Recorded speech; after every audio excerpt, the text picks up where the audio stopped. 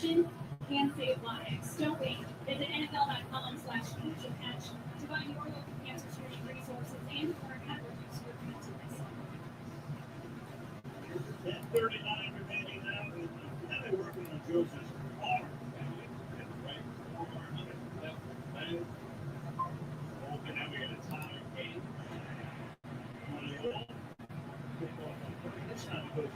Boom, boom, boom, boom, bam. Let's go, let's go, let's go. Okay.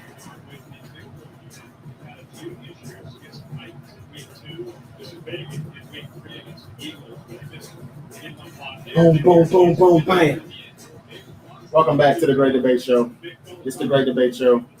How y'all doing? Thursday. Hope y'all had a terrific Thursday.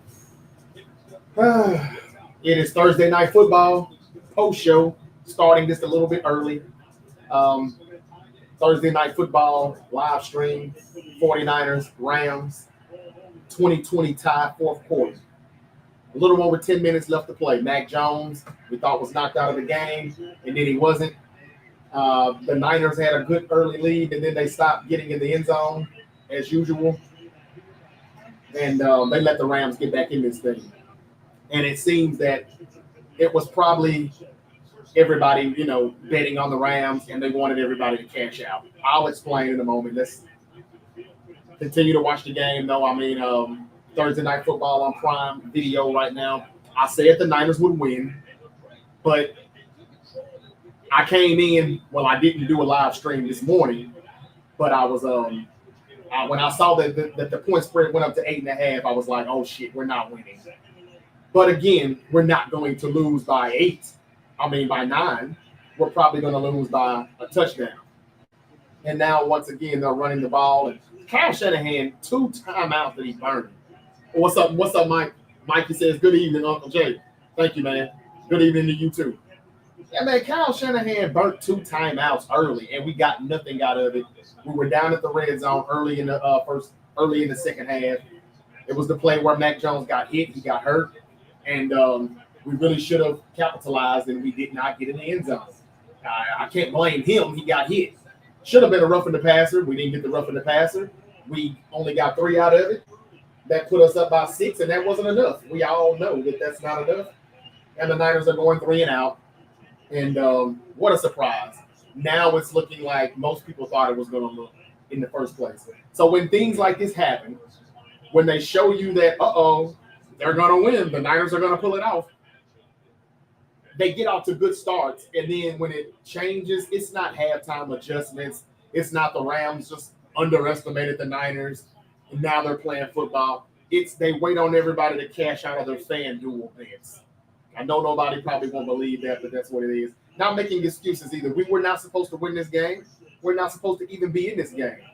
And it's not over with yet, even though I know it sounds like I'm talking like it's over. It's not. It's just that I know what's going on. I've been watching this stuff for 35 years when it comes to football. And I know I've been watching long enough to know how they do it. Yeah, the defense is trash. There's nobody there that can make a stop. We lose a player every possession, if not 2 players. We're going to run out of football players. Robert Saleh is going to have to go out there and play defense. Kyle Shanahan is going to have to play quarterback. We're just another hit or 2 away from that. A lot of players are out. Even in this game, more players are out. But, yeah, we still got a lot of time left. But, again, y'all, it looks like everybody had bet on the Rams like they wanted, and then they wait on everybody to cash out. It's either that or the Rams are still going to lose this game because everybody still kept their bet on the Rams. I don't think that's the case, though. I think everybody has cashed out now, and now the Rams can play Rams football. The secondary is just pure trash. I know they're not getting pass rush, but they still just need to get their heads turned around and just play the ball better. If they do that, they be in good shape. Let me speak to my people over here on TikTok, and you don't stop. What's going on, Mikey? Again, thank you for joining me here. It's the Great Debate Show. I'm live on YouTube, Facebook, X, formerly known as Twitter. All right. Twitch and Instagram. This is our year. And TikTok over here. The Yankees have won. They eliminated the Boston Red Sox with a 4-0 win. There was some controversy that went on with the Chicago Bears and the San Diego Padres, even though it looked like the Cubs were probably still going to win that game. But that was a controversial strikeout, I should say, that may or may not have been. But the Cubs were still up like 3-1. There's no guarantee the Padres were going to get those 2 runs. We've had a lot of wild card do or die games today. Wild card game 3s. Okay, I'm live on Twitch, YouTube, X, formerly known as Twitter, Facebook, and TikTok and Instagram. All right. Rookie Cam Schindler strikes out 12 in 8 shutout innings to eliminate the rival Red Sox and punch their ALDS ticket versus the Toronto Blue Jays. All right, let's get it cracking. So you got the Yankees and Blue Jays, and then you got the Mariners and who's the other AL team? I'm sorry. Somebody help me out on that. Anyway, let me speak. Thursday Night Football, says Joe Smith. Yep, that's what we're doing. Shanahan always playing not to lose. There you go. Instead of playing to win. You got that right, Rob Steen, or luckily that was too high. Everybody was still open as always. Devontae Adams and Puka Nacua and Tutu Atwell. These guys just have so much space. They're getting so much coverage. We saw some early blitzes by Robert Saleh. Hadn't seen it again. And what else do you have to lose? Now, the blitz that they had with the safety, that was dumb. And they got an easy touchdown, walked in the end zone. That was dumb. You can still blitz, just nobody told you to bring the safety in blitz from 20 yards away from the line of scrimmage. They just gave them a touchdown there. Look at this. Wide the hell open. 2nd and 10 turns into 3rd and inches. Just like that. Just like that. I mean, it's just no explanation for that, man. It's just think we've been doing too much bragging on Robert Saleh. I know he doesn't have a lot of players to work with, but come on, man. Scheme it up. Send some pressure. And what happened to Jason Pennick blitzing off the edge? That's not happening enough. Get these guys up on the line of scrimmage. This is just bad. And I'm not surprised that this still eventually happened, but a lot of time left. But y'all, the Niners got one time out, and Kyle is, like he just said, playing not to lose, not to win the game. Did he catch it? He did not. Of course he did not. Are we ever going to get an interception? He needed to catch that because they're going to go for it. Oh, I'm surprised. They're not going for it? Where are they? They're near midfield. We went for it in that area. Could he have a count there, y'all, D winners? Go Chiefs. That was so funny, man. Watch out for the fake. Thank you for that rose. I like that comment, though. Just what the? Can you see this? Wow. I don't know if that was supposed to happen. What a bounce. What a bounce. Now we got to go 99 yards. We don't look like the same offense in the first half, though, from the first half. So I doubt we're going to do that. Looked like we were going to have the ball somewhere around the 30, 35, and it gets a bounce where, was that Sky Moore or whoever that was, said, nah, I'm straight on catching that, and he just got away from it, and this is where we stand. I guess that's better than turning it over, but anyway. The Niners finally got a stop, but again, it's been pretty bad. That secondary has been pretty bad. Let's see here. Again, I like that comment, though, from Roskin. That was a good comment, man. That's exactly what Shanahan does. Thank you for following, Mr. Let It Sink in Your Spirit. Thank you for following. What's up to Haley? Thank you for the gift of badge. Verse, one of Trent Williams down. Yeah, man. I'm surprised it took this long. I just told y'all the other day, man, Trent is not the same Trent. If he's not washed, he's pretty damn rinsed. X with the 3. He's saying, yeah. Thank you for the rose. Yo, Boogie. Yo, Buggy. Thank you, man. We without Bosa. If you don't say. Joseph, I know. Still, the Niners have to do something. I don't care. I mean, like the hell with Bosa. It's 2020 without Bosa. It was 20-6. 20 to No, they never got up 2 scores, did they? Yeah, they were up 2 scores. It was 17-7 at one point. Remember the Kendrick Bourne drop? We're going to remember that drop. I know it was like the first quarter, second quarter, but we could have went up 21-0 or 17-0. And that drop, we ended up having a punt, and we gave the ball back to the Rams, who scored just like that and got on the board with to make it 14-7. If we go up 3 scores, which is what we need with the defense being as weak as it is right now, and more bodies are still dropping. Kalia Davis is out for the rest of the game, got a hand injury or something like that, and it's his birthday. What a birthday he's having. If anything is really wrong with him. But y'all, the extra point that they just blocked, the missed field goal earlier from the Rams, this is point shaving at its finest. Puka Nacua sets an NFL catch record. Nacua's first 5 games of 2025 have been historic. I guess he's got more catches than anybody has in the first 5 weeks of the season or something. I don't know. It would help if we got up to the line of scrimmage and just put our hands on somebody, though. That would really help. I have the Jags upsetting the Chiefs Monday night. I don't even know if that'll be an upset, Mikey. To be honest with you. Are you talking about the Tigers? The Tigers? No. Hold on, Michael. Mac Jones in the back of his end zone. And now they can play defense. All of the stuff that they were allowing the 49ers to get underneath, now they're tucking that away. And this is what they should have been doing for 3 quarters. You heard Herbstreit saying it the whole time. I'm surprised. Because they want them to do what they're doing. This is not real, y'all. It's fake. I've been saying that. Now, we may get a turnover here. I mean, they may force a turnover here. We'll see.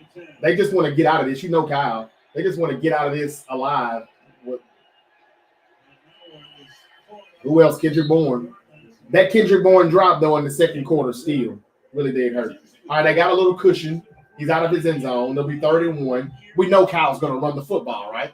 They're going to cloud the line of scrimmage, and they're probably going to stuff it. Get creative again, Kyle. You were doing that early on. Now when it gets tight, you see how tight Kyle gets? He was loose as a goose in the first 2 quarters. And then when it gets tight, you see the difference? I'm talking about, baseball. I'm talking about MLB. You was talking about it. That's who it is, the Detroit Tigers. They're going to play the Seattle Mariners in the ALDS. There you go. Thank you, Mikey. Who y'all got on that? Some good baseball games today. Pressure getting close, boy. But the Mac Jones to Kendrick Bourne connection is still going on. I told you all. Yes, Pearsall is out. Yes, Jawan Jennings is out. But return of the Mac and Kendrick Bourne, they've done this before a few times in New England. And they're doing it right now. That's a huge third down play right there. They were on the 1-yard line. Well, I tell you, Verse is getting closer and closer, though.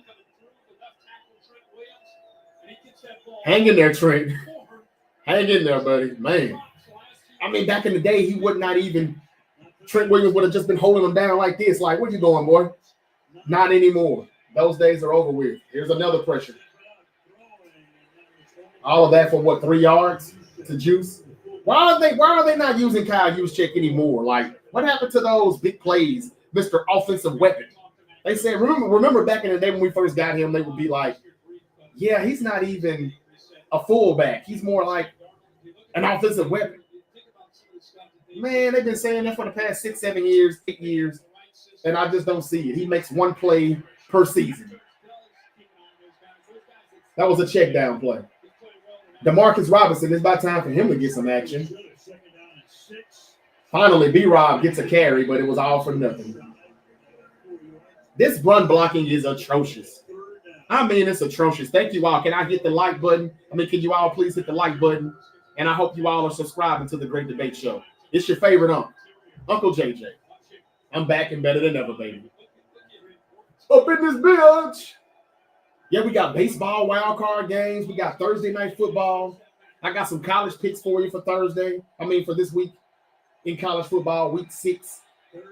Texas and Florida. Texas at Florida. Miami Hurricanes at my Florida State Seminoles. We got a few games, not a whole lot of stuff to talk about. That's a big third down play. McCaffrey gets the catch, gets a little yak afterwards. Mac Jones just hanging in there, man, making plays, hanging in there, running out of time, ticking. That's what the Niners need to do. Kill the clock like they did in the second half. The reason their best 49er defense in the first half was the Niners keeping the Rams offense off the field. That was what they were doing. Niners need a rebuild, says Andrew. You know, that's what these games are so important for. You know, like if we go ahead and start losing now, it'll be easier to say, yeah, let's go ahead and start the rebuild. But if we keep winning, that could be bad. Good job by Mac Jones. Now they're batting balls at the line of scrimmage and everything. They're coming now, boy. They're coming. And it looks like the 49ers O-line is reeling. The offensive line is trash when it comes to run blocking, but the pass protection has been the best. Anyway, let me be quiet for a minute and just because I'm sure y'all are watching too. But yeah, if we lose, the rebuild will be a lot easier. But if we keep winning, this is what's going to hurt us in the future because we're not going to rebuild because we're not going to get a good draft pick. And we're going to think that we should keep pushing and keep that window open. And that's another first down by KB. The winning is going to continue to, how can I put it? I said it yesterday on my live stream yesterday. What's going to happen more than likely is we're still going to make a wild card game, get our asses kicked by a team that belongs in the playoffs. And we only got there because we played the weakest schedule. And now, when everybody gets back, if everybody gets back healthy, we may be better than we are now. I don't know. But we'll play those tough teams next year. Didn't really rebuild. Probably didn't get any better. What was that supposed to be? Is this an intentional ground? Nobody had their back turned. I mean, all the receivers had their back turned. What was that? I'm pretty sure this is going against. This is going against us. I think somebody was ineligible. Of course. Oh, I tell you.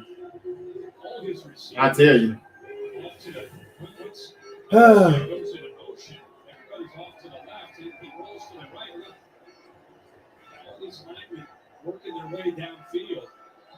Warren comes off the field. Okay, who's playing? Say X with the 49ers and the Rams are playing right now. What's up, Vivian? Thank you for joining and thank you for following. Watch Purdy play at Iowa State University, says Kaylee Calf. Yeah, how was he? How was he to you? That was too high, man. He threw he had a lot of interceptions at Iowa State too. Kaylee Calf. He was all right, but one thing that he had, one of his biggest knocks was he turned the ball over quite a bit. Okay, let's see if I can get some. Okay, I got the comments here. Okay, Mikey, are you the only one I got on YouTube? I see plenty of people on here, but I'm not sure which all platforms they're coming from. Thank y'all for joining me, man. It's the Great Debate Show. Live stream right now, getting ready for the Thursday Night Football post show. Niners at Rams, 2020 tie, fourth quarter. It's going to be third and long. And the penalties continue to hurt us, and we're probably going to end up punting because we're not in field goal range. Kendrick Bourne has a career high 142 yards tonight, though. I got a feeling it's going to be one of those games that results in a loss, though. All these big numbers for nothing. We'll see. But this is a long third down, 3rd and 10. It's like 3rd and 25 for a Kyle Shanahan offense. Where did everybody go, TikTok? Where y'all going? And there's almost a pick.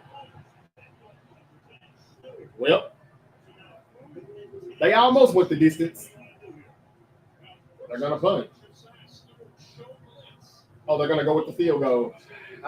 He's not going to make that field goal. He should have threw it right. Well, that should have got hit a lot quicker. I don't think he makes this. What is this, 60 yards, 59 yards? There's no way. Should we have a win for that?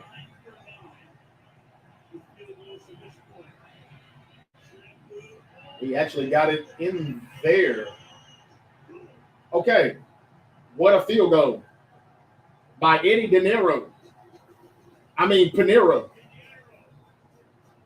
You see how I done that? You see how I done that? My final score was 49ers 23, Rams 20. The problem is we got to give the ball back to the Rams. The game's not over with. And we have literally gotten like what 2 stops all night, and most of them have been like a drop here or the last 4th and 1 was pretty good. That was a good stop. D. Winters got his hands on it but couldn't pick it off. They punted, but I'm surprised they didn't go for it. But yeah, are we gonna get a stop? Are we gonna do something that we haven't done most of the nights? I don't know. But right now, the score is exactly the way I predicted it, 23-20. Again, congratulations to the Yankees. Everybody was on pins and needles, all those Yankee fans, and it's a lot of y'all out there that, you know how the Red Sox can do them at times. So they got the win, and they're going to be playing in the ALDS. And then you got the Mariners and the Detroit Tigers, who are going to play also. The Cubs have advanced to the NLDS. The Dodgers have advanced to the NLDS. They won yesterday. All right, so yeah, look, while it's a little commercial break, let me talk about Texas and Florida on Saturday. Florida's got a good defense. Texas got a great defense. They're playing at the Swamp. It's gonna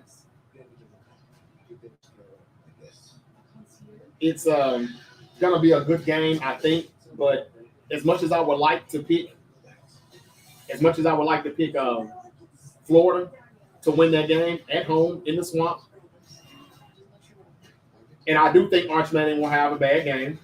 I don't think it'll be a good game. I just can't see how Florida is going to get any points. I just don't. I don't see how they're going to really score. Their offense has been and Texas defense, even though they're number 9, they've got one of the top 3 defenses in the country. So I just really can't see how Florida's going to be able to come up with enough points to pull out the upset. I think Texas is like 6.5. They'll probably cover. But, yeah, I'm going to go with Texas for the win, but I'll still look for Arch Manning to struggle. And I think that Florida Gators will keep it close, though, because, again, they've got defense, too, now. It's not too shabby. Interesting how he kept it in the end zone there. Okay, well, no, he kicked it in the end zone. He hadn't been doing that. Why would he do that now? They still been getting it till about the 30-yard line anyway, though. So, yeah, give me Texas by, I guess, a touchdown. I want to say the Florida Gators can pull off the upset, but nah, I just don't see how they're going to get enough offense on Texas defense, which is really, really good. And that's what's been saving the Longhorns so far this year. Now, what about Miami and Florida State? Now, Florida State, hold on a second. I'll get to it. Of course, wide open. Of course, a completion. I mean, you know, you just kind of know they're going to get 27, right? I mean, dang. Do you really think they're going to kick a field goal? If they do, it's fake, and they're point shaped. Because, I mean, we can't stop a nosebleed. We really can't. First down again. That should have been a flag there, man. I thought that was a flag. I thought that was holding back there. If that's not holding and he's got that much time, hey, what can you do? There's somebody right there says, let's go Yankees. Who is that? Nina B. Yeah, them Yanks. They did it again. Let's see what they do now in the postseason. Sometimes they can kind of act like the Dallas Cowboys in the postseason when we get to that. Let's see. That's holding, man. They're going to throw a flag on us in the secondary, but the offensive line is pushing in the back. Man, come on, y'all. Did you not see them holding? That almost was a Stafford sack. And they're not even looking in the backfield. There are 2 fouls on the play, both on the defense. Illegal contact. Defense number 6. Opponent decline. Holder. Defense number 2. Automatic penalty. Automatic first down. So I guess Upton Stout is out of the game. Diamado Lenore getting paid like a top corner is not look like a top corner tonight. Am I the only one that see the Rams offensive line holding? Every time they get close to Stafford, they won't throw the flag though. They're getting pushed in the back to prevent the sack, and they're not calling it. Thought they were out of style, huh? Okay. Check the new game day. Don't you see how this is going to end? DirecTV got hot. That's right. DirecTV is flexing. Hey, Niners doing good right now, but these calls are trash. I know. It's good too. Thank you. I know. Catching your favorite teams is easy, whether it's on live TV or streaming your game. Yes, it is very trash right now. I mean, I know I'm not just tweaking right now. Like I know what I'm seeing. Hell, Stevie Wonder can see this. I mean, I see what they're talking about in the secondary, even though they didn't show it. But back-to-back plays, Stafford has been hit or sacked. He should have. And they're pushing in the back and they're holding to keep from that happening. And they act like they don't see that. But they can see 20 yards down the field in the secondary. Let me stop because all you're going to do is start typing in 40 whiners. Here's the 40 whiners. But y'all got eyes. Y'all see what's going on. Lenore got to be better. Man, I was trying to tell y'all we ain't got no secondary. Everybody was sitting up there talking like he's primetime Sanders. He has not looked like the number one. He's not traveling, following Puka or Devontae. Not really. And even when he does, he's holding. He's not doing anything. They make business decisions on their tackling. They give too much of a cushion. The coverage has still been soft. And the blitzes just went away. Robert Saleh has not called another blitz since that terrible safety blitz that they allowed a touchdown. Just because you allow a touchdown, it doesn't mean you have to say, fuck it, I'm not going back to that again. Why not? You can. Just be smarter. Nobody asked for you to send the safety from 20 yards back into blitz. I mean, that was dumb. But the other guy that blitzed, that was cool. Right? Like the way I see it, blitz, man. And if they score, let them score. The Niners need time to get the ball back on offense and try to get. Mac Jones is pretty good with a 2-minute drill, but it looks like it's going to end with the Rams just with a walk-off home run. That's what it's looking like right now because these guys are reeling. They've been doing it since really the whole game. The best Niner defense was them not being on the field thanks to the offense. They were cooking, and now they're not. So we got 156 left. Let's see how this ends. No question. Who y'all got with Miami and Florida State? Now by 3. Mikey said, yeah, I'm the only one over here. I don't understand that. Something going on with my notifications or something. They bounce it outside, and there it is. At least you could have pushed them out of bounds, man. I mean, this defense is just trash, y'all. This is just trash. And Fred Warner hadn't been good tonight either. You know, let's just call a spade a spade. A ball, a strike a strike. I know it's not easy when you don't have a good D-line in front of you, a good front seven that can, you know, help you just fly to the ball. But he's looked confused on some plays, too, out here. Yo, yeah, they're going to get 7. On the ground. Williams. I've seen another hole. It looks like Elliott got held, number 92. Looks like they're finally going to call it this time. And, I mean, Diamolo Lenore had to just pitch a fit. What?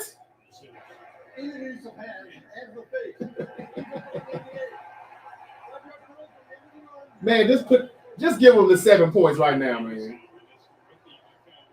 Once again, did we not see a hold in the backfield on the Rams? Look at number 92. Good position there. I didn't see it. I didn't see it at all. I didn't see it either, Kirk. But the guy right next to him was getting held. 1 minute left, man. 1 minute left. Fuck the refs. Yeah, just let them in. Touchdown. No, I think they fumbled. I think they fumbled. They had to fumble because they're pointing that way. Now, I don't know if they're going to actually give them the fumble. I don't know if they're going to say that. Did they give it to him? 23-20. I'm going to get it right. Alfred Collins made a play. Alfred Collins made a play. I'm going to get the score right. Am I? Oh, well, wait a minute. We're at the 1 yard line. Oh, he definitely fumbled.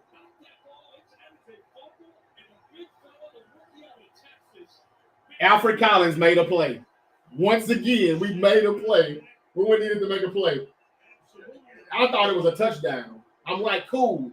We got a minute left.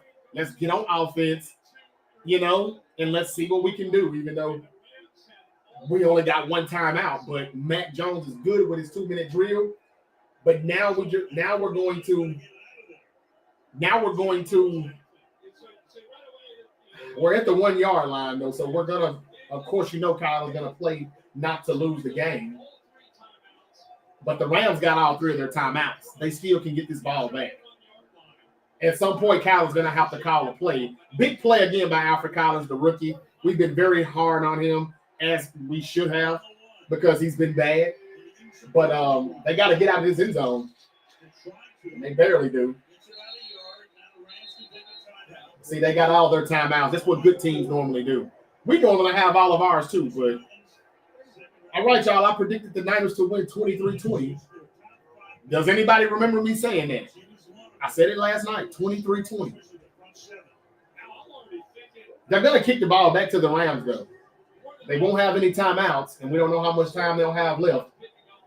But they're going to kick the ball back to them. I know Kyle is not going to take a chance. He's not going to dare throw the ball. He just wants to get out of this and punt it back. But if we could just have some guts and get a first down, if we could just push, get some penetration and get a good block, just one damn good block, and get a first down, we can win this game. The game is over without having to even give them the ball back. That happens with a lot of other teams, but you won't see it happen with us.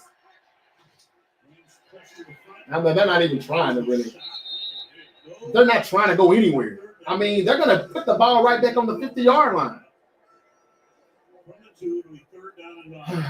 I mean, at some point, man, you got to have some balls, Kyle.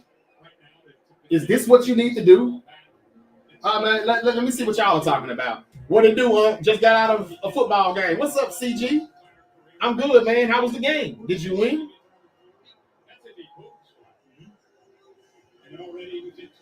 Reggie White said, yeet, yeet. Oh, okay. Now he's Jay Uso. Yeet. TikTok. Mikey. OCCG. Reggie Wright. What do the Niners do here? I know it's third down. I know they want to make the Rams call their timeout. But they ran 2 plays and literally didn't get anywhere. They're going to punt the ball right back to them, and they're going to be at midfield, possibly the 40 or something. Like, they didn't go anywhere. Not even a yard. 53 seconds, and they're going to kick it right now. Unless the ball kind of gets a good bounce and a roll, this clock is not going to tick any more than about a good 5 seconds here off the clock. They're going to have a good 48 seconds to either get in the end zone or at least put it in an overtime. I mean, I know they were at the 1 yard line, but man, you got to at least try to get a first down there. I'm not saying throw it, but just here and just 2, not even 1 yard in the cloud of dust. Once again, playing not to lose instead of playing to win or coaching to win the game. That's Kyle, no style. He showed a little style earlier, and now he's showing no style again. Hey, Great Debate Show, how are you doing? I'm doing fine. Norris, Mr. Peaks, what's up? How you doing?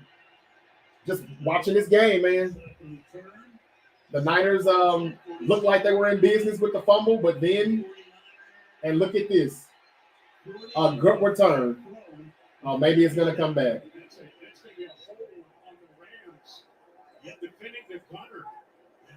I mean, boy, I tell you what a break, because they were about to have the ball at the 25-yard line. They were about to be right back in the red zone, damn near. I just thought the Niners should have gotten at least to the 10-yard line or something. You know, kind of push them back and drive that punt as far as you can. How far did this punt go? Good flag right here we got by the Rams. Needed that. What did it push them back to? They were at like I don't think the ball got past midfield. And then they ran it back to like the 25. Thankful for the flag, though. Stafford's got 50 career game-winning drives. He's going for 51.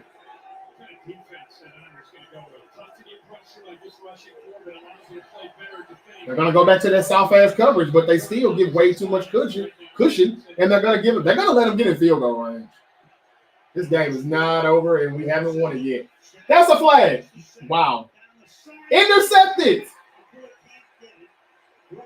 If they would play the ball, that's game right there. Diablo Noah is not a number one corner. Wow. I mean, it was up for grabs. Turn your head and you can catch it. He just did this. And it was almost a sack right there. But not going to get a hold at all. I could have sworn that was another one. They have gotten closer to Stafford this last drive here, though. Okay, well, he did play the ball, but he should have just tried to catch it. He was just as much as the receiver as Puka Nacua was there. They just can't quite get to him.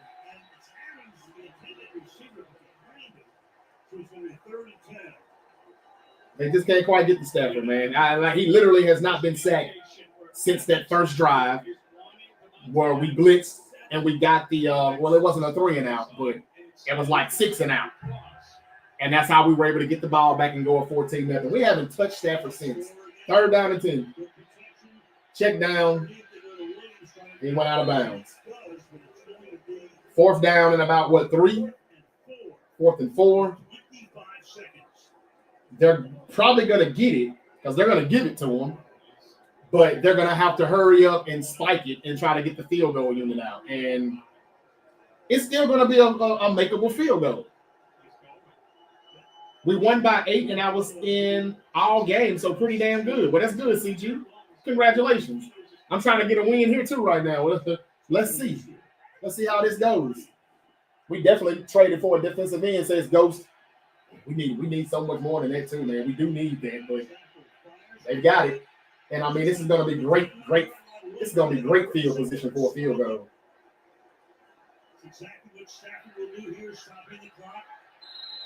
Well, it's going to overtime, y'all. I mean, hell, I'll take that back. They still could go for a touchdown right here. 12 seconds left. They only needed 4 yards to get the first down. Look at that whole middle of the field. What is that? That was way too many yards that he needed to get. They're not going to throw it in the end zone. They're not going to throw it deep. I mean, that did not have to be – the coverage didn't have to be so soft, y'all. I'm sorry. Sound like I call a better game in this. Cowboys, Packers went into a high-scoring tie. Yeah.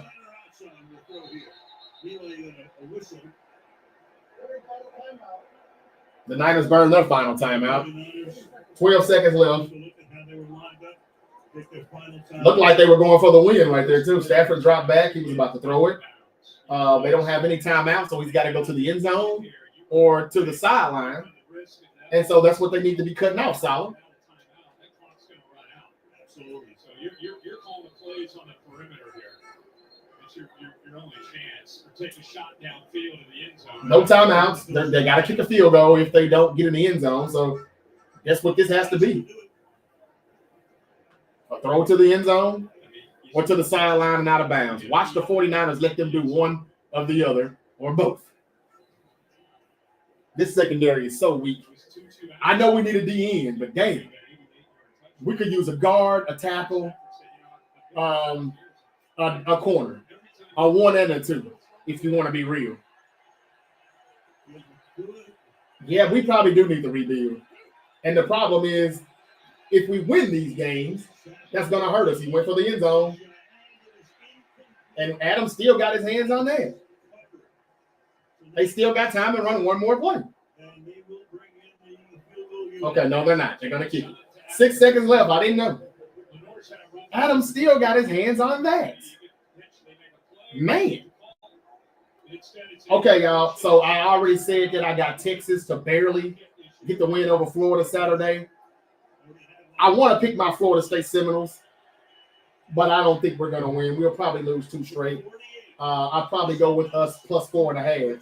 This is for the tie, and it's a tie. We're going to OT. What a surprise. 2 seconds left. Unless we run it all the way back, we're going to fuck up and lose this game. So I didn't get the score right. I said 23-29ers. That's not going to happen. It's 23-23. 2 seconds left in regulation.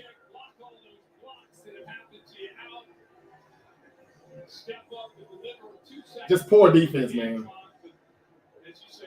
Poor defense. Poor game planning. I mean, and this is what I don't like why you try to just say I'm going to play soft zone coverages. I'm going to keep everything in front of me. And yeah, let's just let the clock run out and let them just bend but don't break. But we still eventually give up the points that we didn't need to give up. And now, how does the overtime rules work again? Because we had a tie last week, and I thought that there was going to be a winner now from here on out. I guess I was still wrong. So how does the overtime thing work? Both teams get the ball, and if one scores a touchdown, I know the other team has to score it. If one team doesn't score and the other one doesn't, they just run it till the end of regulation, or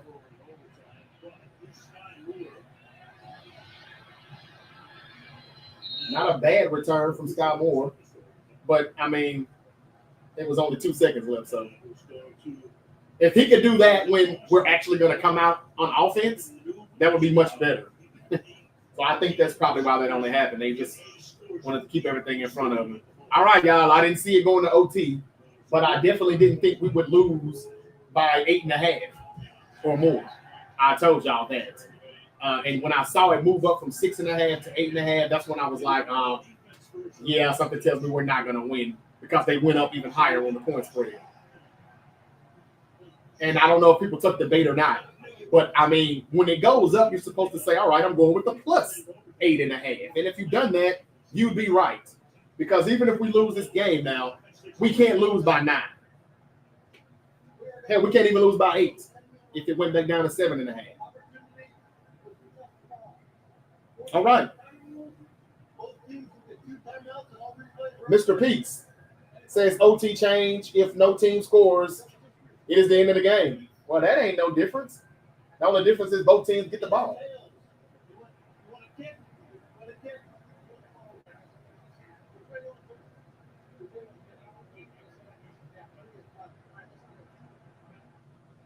All right, the Rams win the toss, and they did the wise thing, like the opposite of what Shanahan did in Super Bowl 58. The Rams won the toss. They deferred. They're going to kick it to the 49ers. And I think that's the mindset of we know we're going to score. We just want to stop you out. And as soon as if we don't score, or if we don't score 7, which is what they need to do, and that still wouldn't matter because the Rams will probably come back and score 7 too. The Rams did the right thing. They won the toss. They're saying, hey, we stop you, the game's over. Because all we need is a field goal, and we're going to score. Whether it be 3 or it be 6. The 49ers need to get a touchdown. And then I can't see them making another stop, though, y'all. I mean, we got lucky there. Alfred Collins made a play, and it still wasn't enough to win the game. John Harbaugh should be fired. I agree with that. I don't know where that came from, though, but that came out of left field. Says Nat PB 1610. I agree with you, though. Jacksonville kicker nailed a 70-yard field goal. I wish we had him. But we kicked the 59-yarder. It got us to where we are now. But, yeah, man, what y'all think? Do y'all think the Rams are going to get this right? Stafford said, we're kicking the ball to you all. And that's because he has the mindset of, go ahead, you got it. Because if you don't score, we're definitely going to score. We've been doing it like every possession. I don't know, the last 4 or 5 possessions, they put up points. Well, maybe not the last 4. They punted that one time on 4th and 1, but we won the TOP, man. 35 minutes to their 24 minutes, 76 plays to their 58 plays. That's the reason why we're still in this game, and it still doesn't look like it's going to be enough. But what does it say about the Rams to have the Eagles almost beat a few weeks ago and still lost? Right, so the teams have been going back and forth. What? They can't figure out which way they're kicking the ball or something. What does this say about the Rams, though? Almost beat the Eagles. Should still be undefeated, but they're not. Actually, they should still be undefeated because the Colts actually had them beat last week, though. But that's neither here nor there. What does this say about them struggling against a depleted 49er team? Not just defense. Everybody. Defense, offense, special. We're depleted. And they're in overtime, 23-23. Doesn't this remind you of the Cowboys and Packers from Sunday? From Sunday night? There's no way the Cowboys should have tucked the Packers to OT. Are we going to have another tie, or are we going to get a victory here? The only way I want to tie is if we don't win. That's a terrible kick. So the Niners are going to get the ball at the 40. Now, see, that's what they was talking about. That's what took so long. When they had the headsets or they talking and whatever, covering up what they saying, that's exactly what they're doing. Remember the Tennessee Georgia game a few weeks ago, and they kept on stalling. They were telling them, "Hey, do a false start so they can push us back 5 yards, and then you're gonna shake the kick wide right." Went to overtime. Tennessee lost. That's fake, y'all. That's what they were stalling for, trying to figure out which side. They know which side they're supposed to be kicking it on. And then he doesn't kick it all night long. He waits till it gets to overtime to not get the ball as far as it needs to go. Let's see if the Niners take advantage. I don't think that happened for no reason at all, though. The Niners get the ball in the 40. And Stafford won the toss, and he gave it to the Niners. Here's Kendrick. No, that's not Kendrick Bourne. I'm sorry. That's Juice. Rams almost lost to New York 2 years ago. Okay. Gotcha. Kyle lost this game for us. Yeah. I'm pretty sure you're right, King Laylo. King Laylo. Y'all gonna choke, said Big Poppy. Well, that's what Kyle does best. But it ain't no y'all. It's they ass. I'm right here. I'm not in the game. And that's why I don't say faithfuls. Because I wouldn't have faith in something like that. I can't control it. But I still said we were going to win this game. And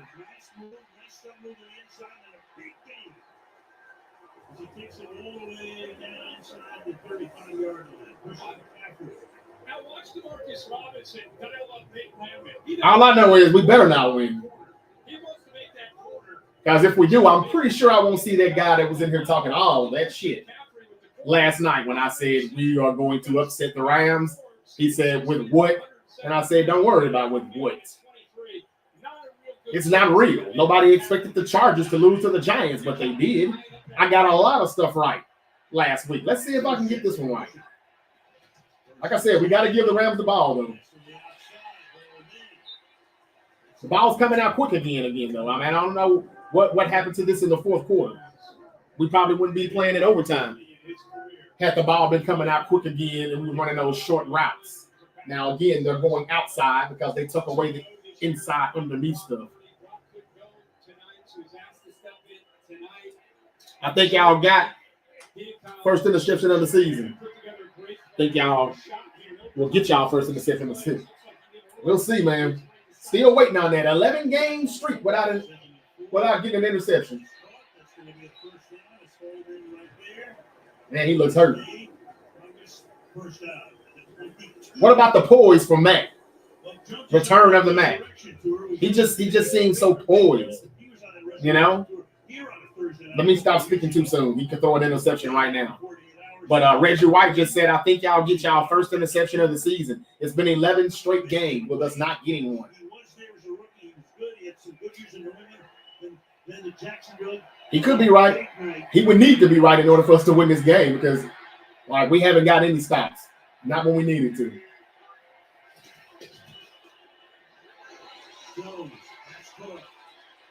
See how that ball's coming out quick, though, now? Little short stuff, Deacon dunk. And they're giving it to us. Again, they had took it away. Now they're giving it to us again. They never really forced Mac Jones to throw the ball over the top or down the field. See, I'm going to keep it real with y'all, regardless if my team wins or loses. I'm always going to tell you. Something about that doesn't seem right. Mac Jones is a warrior. Return of the man. There's the pressure. He's favoring that knee, man. You see how he tried not to. Now, I do think something is wrong with that knee because he took the sack and he still didn't want his knee to hit that turf. That's how you know it's concrete, too. It's not no grass. He tried his best not to let those knees really be on that ground too long. So they got a sack. I don't think they sacked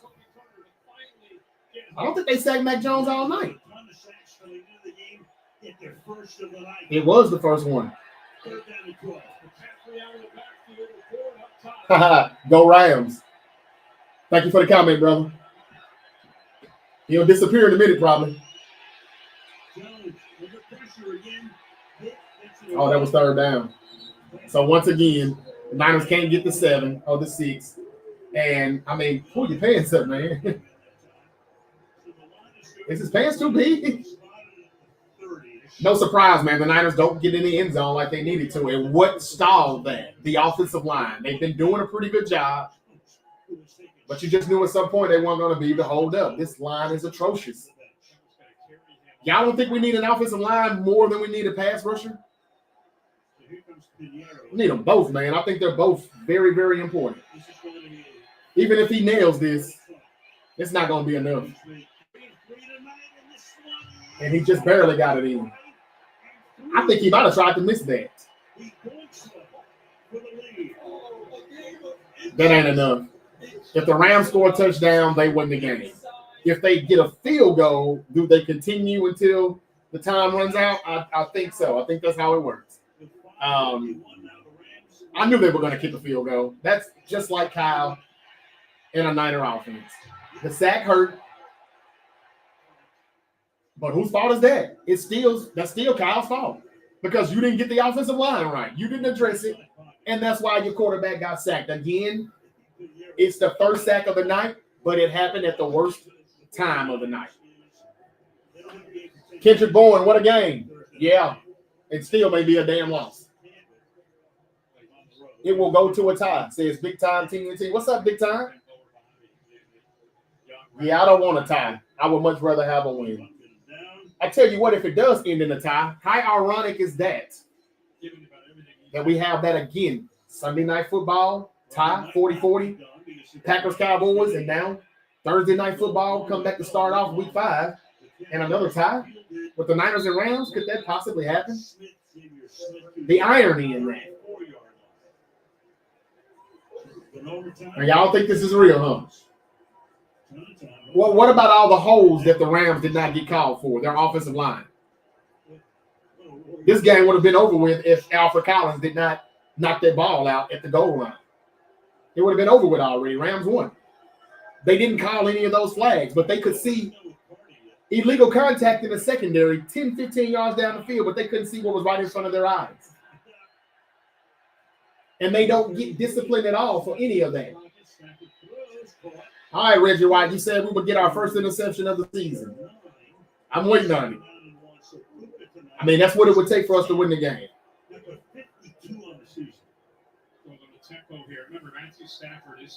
Back-to-back ties will be so funny.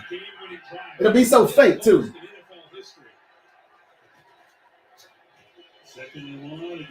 Wow. Still no hold. Alfred Collins. Still no hold. Wide open. Siegel just took so long to get over there. Did it look like he was even trying to get to the sideline? It looked like he was jogging. They just can't get any pressure, man. I thought he was there, but still didn't get there. Does Siegel really look like he's trying to get there? And there it is. They're not thinking tie now. They're thinking touchdown, walk-off win. And how many times has this happened to Kyle Shanahan? How many times has this happened to us 49ers? This is about to be like Super Bowl 58. There it is. Lenore, why did you jump so fast? If he keeps running, he's got the interception.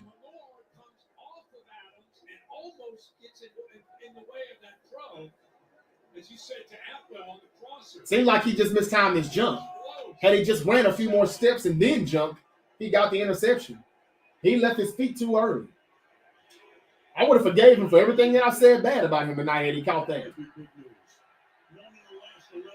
I may be behind a little bit, y'all, with my streaming. Somebody just said the Rams got the W. So it's already over. Or does that say they get the W? It'll be 3rd down and 6. Dean Reynolds has had his hands full in those man-to-man situations. This is a Rams team that's had plenty of opportunities. They fumbled with the 1-yard line. Dallas defense is a black hole. Shit. So is the 49ers. We're in that category too. You want to get your swag back? Play the Niners.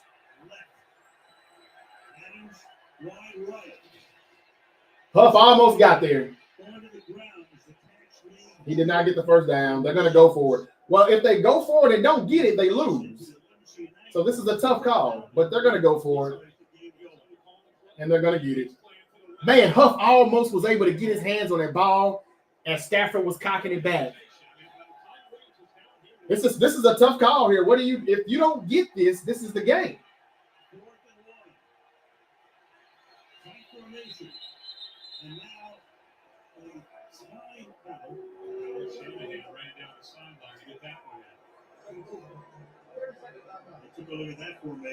But you see, this is how you coach to win the game. Kyle Shanahan would have just said, fuck it, I'm keeping it. If they don't get this 1 yard, they lose. Sean McVay's like, fuck that. We're going for it all. Because they know if they get the 1 yard, they're getting the touchdown and they're getting the win. That is coaching to win the game instead of coaching not to lose the game. It's a big difference. I like McVay. And I've always said he's better than Kyle. Now, Kyle called the timeout. I don't know if that's going to help any, but if anything, it just gave the guys a little rest. But they're still doing it. They're not budging, as you can see. Maybe they are bluffing. I think they're gonna snap it. No, they're not.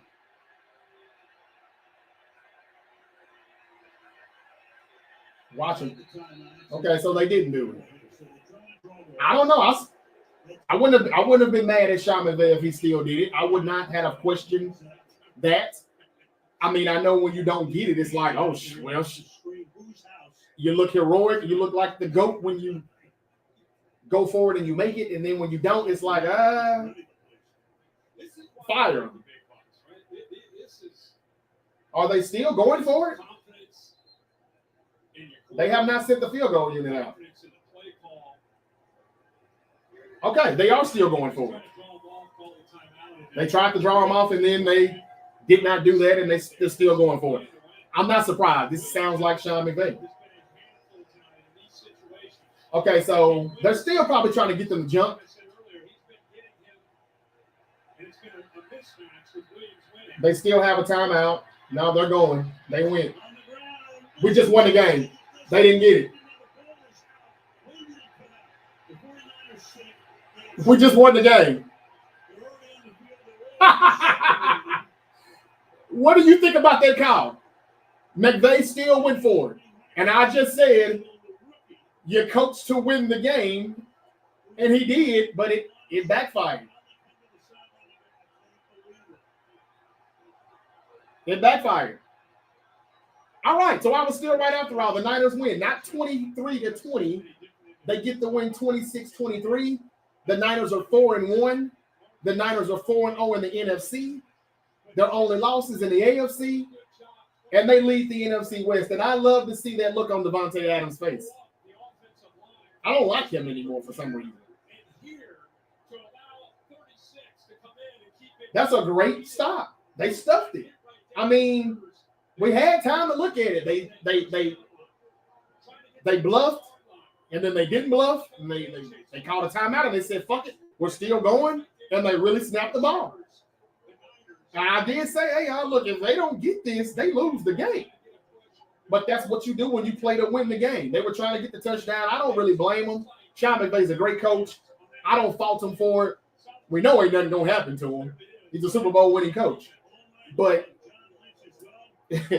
we get the dub. I didn't know how we would get it, but we got it, and we won by 3. Bang, bang, Niner game. Reggie White says 4-9, bang, bang. Thank you, brother. We didn't get the interception, but we still got a turnover. A turnover on downs, that was the win. What a gutsy win for the Niners, y'all. Where are the Rams at now? Jen Stewart said, bang, bang, bang, bang, baby. Man, let me do my motherfucking dance. Bang, bang. Woo-hoo-hoo-hoo-hoo-hoo. Yeah.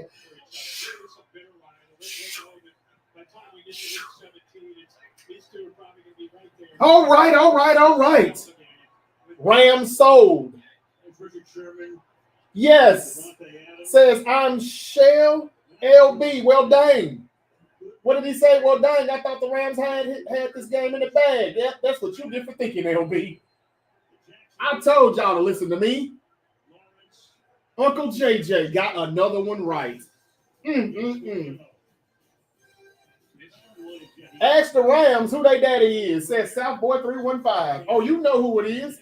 And now we still get to say Alfred Collins made a hell of a play when the game probably would have ended then. Kendrick Bourne had a good game that didn't go for nothing.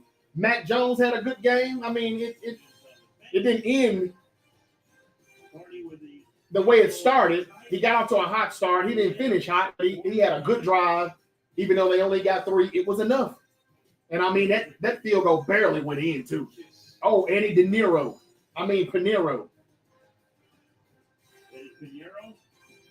I like to call him De Niro because he's been money. He hit a 59-yarder. He hit the main one that won us the game. Shout out to that D-line right there, man. They have been bad all game. But I thought they got held a lot. I thought Stafford got away. The Rams got away with some holes. They hit us with a lot of BS flags. And we still were able to prevail. What do you got to say? Where are the Rams fans? Yes, better than Jake Moody.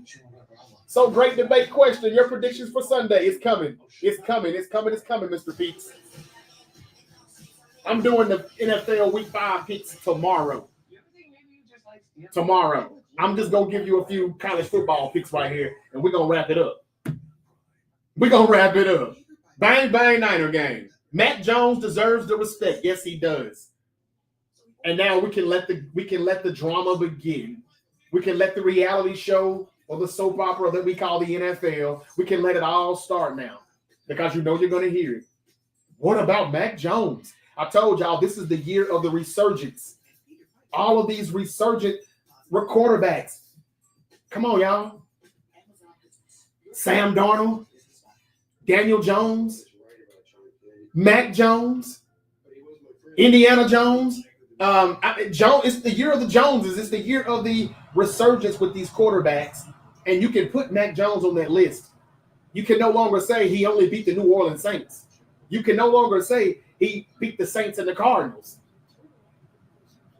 He just beat the LA Rams, a team that were a blocked field goal away from being undefeated because they had the Super Bowl champs. The Eagles beat. Ain't that right, Mikey? They had y'all beat. I'm just saying they kind of did. And they just lost. Even if they had won the game, the Rams went to overtime against a depleted 49er team. Depleted. We lost more bodies tonight, too. We almost lost our quarterback.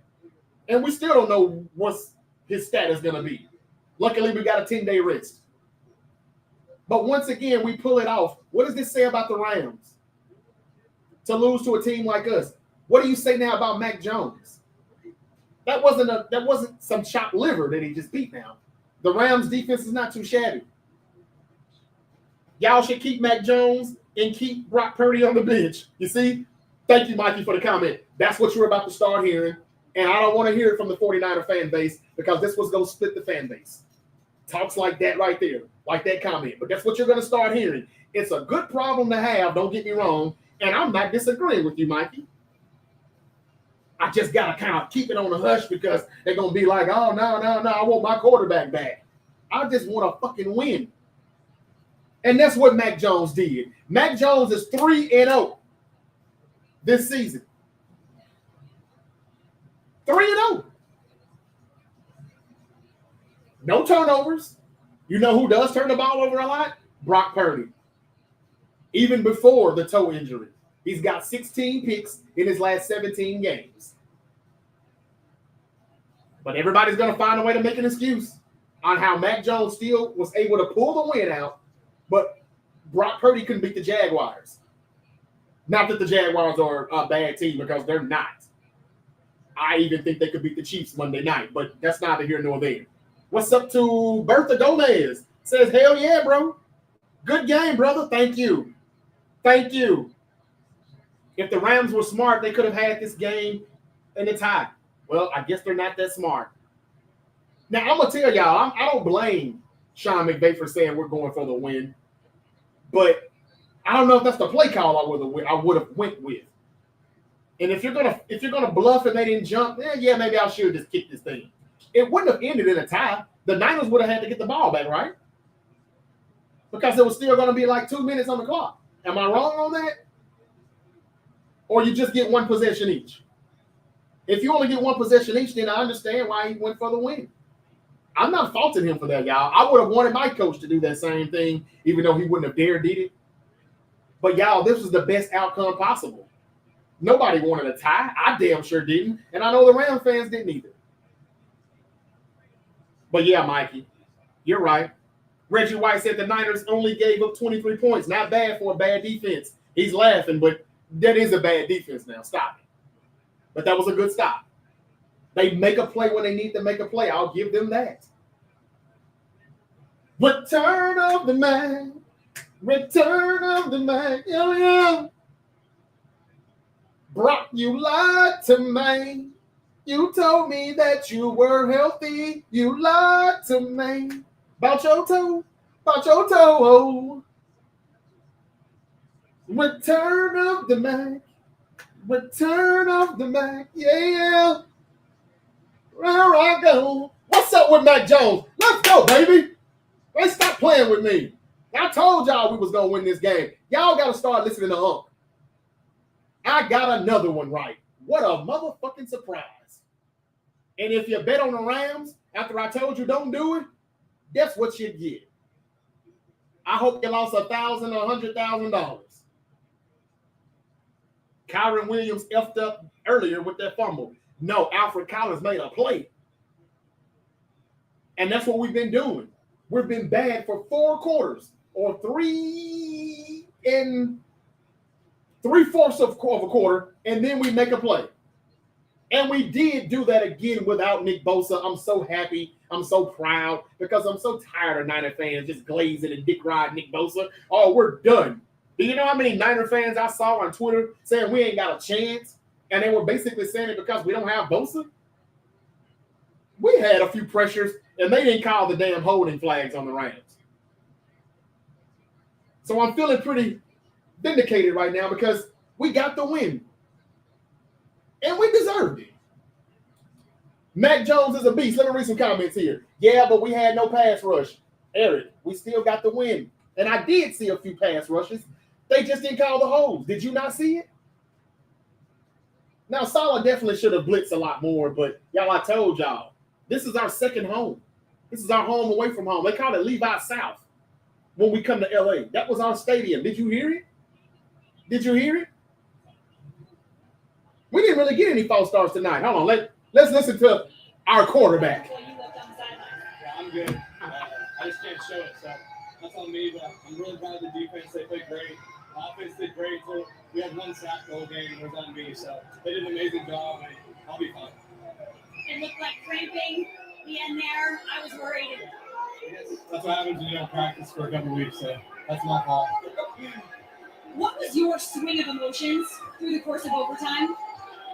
To be honest, like emotionless. I don't know. I just trust the guys, and none of that matters really. It's just about one play at a time, and I know they had my back. And either way we fought, we would have lost. I still have been really proud of everybody because just the way we fought and how our team bounced back. When you guys came out firing, what is it about this system in San Francisco and Kyle Shanahan that is allowing you to have so much success? Yeah, I mean, Kyle came up to me before the game and he was pissed how we were underdogs. So he was like, just let it fly. And I'm like, Coach, you don't have to tell me twice. So we made that happen, and just happy for the guys. What a great team win. Thank you so much, Matt. Thanks. Appreciate it. Underdogs, and they let it fly. In case you guys missed any of this incredible game, here you go. 49ers opening drive. As I've said before, and I'll say it again. When my Glock Purdy jams, I just pull out my Mac 10. Return of the Mac. No, we did not have any pass rush, Eric. But, hey, we still got the dub, man, and that's what we've been doing all season. Whether we should win them or not, we've been winning. We've been winning. Okay. Birthday win, says Lena. Congratulations, Lena. Happy birthday to you. Happy birthday. Hey, can we sing happy birthday to Lena? She got a win. Bang, bang, 4-9. And the numbers are coming up now. The numbers are rising on TikTok. I'm live on TikTok. I'm live on YouTube. I'm live on Facebook. I'm live on Twitch. I'm live on X. I'm live every damn where tonight. And Instagram, baby. It's your favorite Uncle JJ. I'm back better than ever, baby, in the dungeon, the Niners dungeon. Up in the bitch. And that's another win. The Niners are 4-1, and we're 4-0 in the NFC, most importantly, and we're number 1 in the NFC best. Yeah. There's no way we win this game without Alfred Collins making the play he made, without Kendrick Bourne and Mac Jones reliving their New England Patriot days, and our motherfucking kicker, Eddie De Niro. That's what I like to call him. You know, that's money in Spanish, right? Even though his name is Eddie Pinero. We won this game without Pearsall, without Jennings. I told you all. We would still win this game because why? One, everybody probably bet on the Rams, I'm pretty certain. And two, let's just say it is real. I told y'all, hey, let's just hit them with that linebacker that I told you that they struggle with underneath, that corner that's kind of vulnerable. Mac Jones in the pocket, even though he can't move, he will get rid of the ball quick. He can dissect the defense and see everything pre-snap, post-snap. He doesn't do crazy things and, like stress too much press. He gets rid of the ball. He'll check it down. He'll just throw it at the backside of somebody like, this player's dead. Fuck it. He doesn't overdo it to try to, he knows how to live to see another play. And I hate to say it, y'all, but our $265 million quarterback, sometimes he doesn't know how to do that. He does too much. He presses too much, and he doesn't know when to give up on a play. And this is before the toe injury. Remember the last time we played the Rams last season? Who threw that interception in the corner of the end zone when it was like one Niner, Jawan Jennings, and 3 Rams? We still had a chance to make to make the playoffs. And it was first down. You had plenty of more down. Why was he pressing like that like he did? And that's what we've been getting from our quarterback. You don't get that from Mac. And that's why he's 3-0 so far. And you can't tell me, well, he only beat the Saints, though, Unc. He beat the Saints. He beat the Cardinals. And he just beat the motherfucking Rams. The team who was supposed to be number 1 and win this division. And I told y'all, why in the hell do they still have the 49ers plus 160? Favorites to win the NFC West. What the hell does Vegas know? We have all of these injuries and we're depleted and we're still favored to win the West. What the hell does Vegas know? I told y'all what they know. It's scripted, y'all, but I'll take the win. I'm happy. And if it is real cool, we beat them. I just want a Super Bowl win. That's all I want because it's like, hey, all the years that I've gave them, thinking that it was real, taking it serious, taking my remote, chucking it at the TV screen, cracking my TV, punching holes in my wall. Do y'all know how bad it was when I was taking this shit serious? Oh, they owe me a Super Bowl, real or fake. And so I hope that's what happens. Uh-oh. Jackpot, baby. Thank you for that, Big Jimmy. Is that Uso? Thank you for the rose, man. And happy birthday to Lena. Okay, we got a Rams fan in here. Let's see what he has to say. Because I didn't think any of y'all would show up. Mysterious man of the ages said, I'm a Rams fan, and Niners deserve this game. They played their guts out.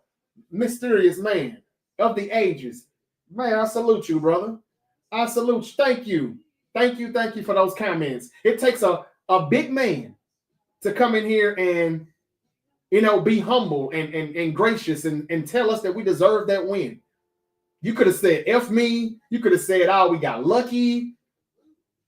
And you're making no excuses. You're just saying, as a Rams fan, man, we deserve to win. Man, thank you. This is telling me one thing, y'all. And I mean, again, this is going to hurt us in the end probably next year. Because we probably really should be rebuilding. Our O-line is atrocious. Our D-line is atrocious. As far as pass rushing, it is. As far as run blocking, the O-line is bad. And it's like, and the secondary is bad too. We really do need to be tearing it down to the studs. We really do need to be saying, what will y'all give us for CMC? What will you give us for BA? He's almost healthy. What will you give us for some of our assets, the last few assets that we have left? Because that's the only way we could get enough picks and get our money, get the salary cap back right, and start over. But what's going to happen now, because we're winning these games, and I'm not saying I want to lose, but if we're not going to do any more than just go to the wild card game and get our asses kicked and be one and done, you're going to wish that we had just went 6-11 again and had a better draft spot. Hell, fuck that. Fuck 6-11. Hell, 4-13. Let's pick in the top 5 and get the best tackle in the draft, because Lord knows we need him. Boy, Trent Williams is struggling, man. Another week where he was just barely keeping a motherfucker off of Mac Jones. And then as we got closer to the end, they started getting their hands on Mac Jones. And he's already on one leg.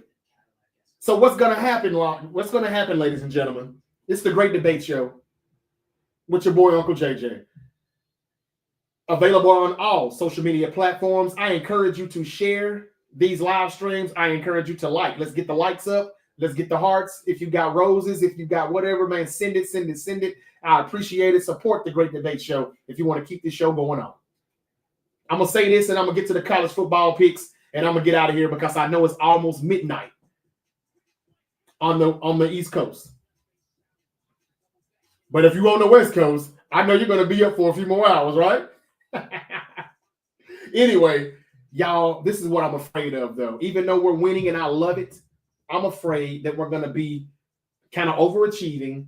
And then next year, we're going to play all the best teams in the divisions. We're not going to be as good because we didn't get the draft pick that we needed. So we were not able to get the best tackle in the draft or the best corner in the draft or the best edge rusher to play opposite side of Bosa or to replace Bosa. Whatever it is, we need a few different things.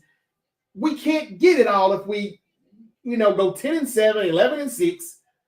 Hell, the way we're going, we may not even lose 6 games. Now, if we can get to the Super Bowl and win it, fuck it. I can care less what happens after that. But if we're one and done in the playoffs, we're not going to be able to reset like we want to reset. We're going to come back next year, have the toughest schedule, and go right back to the 6-11 hole again. At some point, we have to be bad to be good, and that's what I'm afraid of. Is this team really good enough, or should we still just be set? Did you hear some people say we shouldn't even start the few starters that we do have? We should just consider this a bye week and just take our loss? Some people wanted to forfeit. And I'm like, no, Cal won't do that. And on top of all of that, I think we're going to win, and we did. Shout out to the Niners. Shout out to Robert Saleh. Shout out to Cal. He got off to a great start.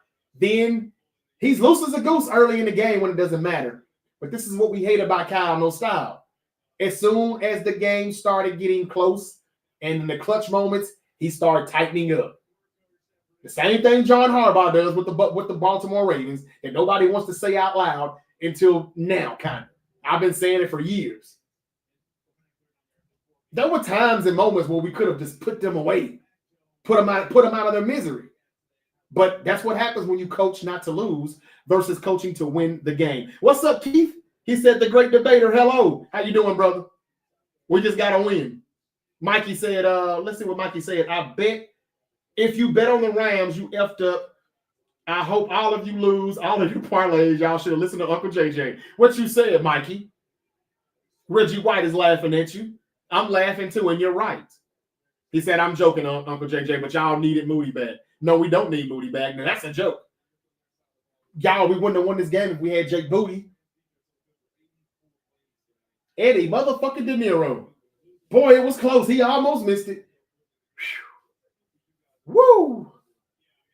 When I saw Ric Flair on the pregame show, I knew then we were winning the game. Did y'all see Ric Flair in Charlotte Flair in the pregame in their Rams jerseys?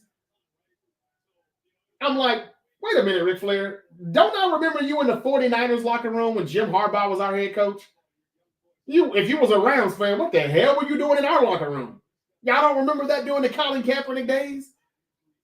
He's in there wooing and stuff with Navarro Bowman and Patrick Willis. I'm like, all right, Flair, yeah. Is he a Niner fan or they just brought him there to cheer up, hype him up? But tonight he's on there with Ram gear on. All the Rams are going to win. We're going to kick the Niners' ass. I knew then. I tweeted it. Go check it out. If y'all follow me on X, I'm live on X right now. Go pull it up. I retweeted the video. Was it Bleacher Reporter Prime video with Ric Flair and Charlotte Flair? And I retweeted that or requoted that tweet, and I said, now I know we're going to pull off the upset. So, yeah, if y'all didn't listen to me, where are the rest of the Ram fans at? I do appreciate this Ram fan, mysterious man of the ages, for coming in here saying what he said. I appreciate that, brother. You didn't have to do that. But all the other people that was talking that shit, all you MFers that was talking that shit yesterday on TikTok, I bet you're not going to be anywhere in these comments. Brock Purdy has to stay the starter. You see? Where is that coming from, Dash? We ain't even talking about that right now. Can we just bask in our glory right now of the win? He's probably being funny. But that is going to be the beef between the 49ers fan base, and it's going to split. Purdy, no, Mac. Purdy, no, Mac. Purdy, no, Mac. It's going to look like a WWE match. Purdy, Mac. Purdy, Mac. We just need to just win. But honestly, y'all, be honest. Be for real. Do you really want to see Brock Purdy come back in 10 days against the Tampa Bay Buccaneers? Or would you tell the truth, wouldn't you like to see Mac one more time? Return of the Mac. Return of the Mac. Yeah, yeah. Because Brock Purdy came back a game that he shouldn't have came back, and I won't be surprised if we don't see him for a lot longer than what y'all think you're going to see him. Brock needs to stay away and get healthy until Mac starts effing it up. And I told y'all it's not going to happen anytime soon. Go back and look at some of the reels. Look at some of the clips. Remember when I said this is going to be Alex Smith and Colin Kaepernick all over again? And that's exactly what it's going to look like. Mac Jones, 3-0. If he continues to win, the biggest question is going to be, does Kyle go back to Purdy when Mac is still on fire? Now, we know Harbaugh did not go back to Alex Smith. But then again, Alex Smith wasn't getting $53 million a year. Are they going to go back to Brock Purdy and F everything up because of his contract? Or are they going to just play the quarterback that is getting them the wins? That is, I don't know, y'all. We'll cross that bridge when we get there. But y'all, don't you see everything that I said is going to happen? I wrote the script. Well, they wrote the script, but I know the script. I figured it out. I said this weeks ago. Come on, y'all. Give me some props. That Cash App link is in the description, y'all. On YouTube, on TikTok. Y'all go ahead, man. Go ahead. Come on, y'all. But seriously, though, I like follow, subscribe. I get one right every now and then. That's what I've been saying. Keith said, I watched it. 49ers were mad at the Jags. Mad at the Jags beat them and took it out on the Rams. LOL. I told y'all they can't play as bad as they played Sunday against the Jags. They just couldn't. Salah was all in his head about the signal stealing and all of that, overthinking everything. Now, what happened tonight? I did not like the defense now. I did not. But they got stops when they needed to get it. Shout out to Alfred Collins. Shout out to the whole D-line that made this 4th and 1 stop because that did win the game. But we can't forget about what Alfred Collins did. If he doesn't get that ball out, they score points then. We probably don't even get the overtime. Shout out to Eddie De Niro because I call him money. I'm not calling him Panero no more.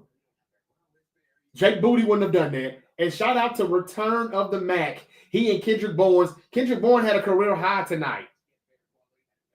I mean, y'all thought that was 80. I didn't know if that was 84 Bourne or 84 Mouse. Thank you, David, for the rose.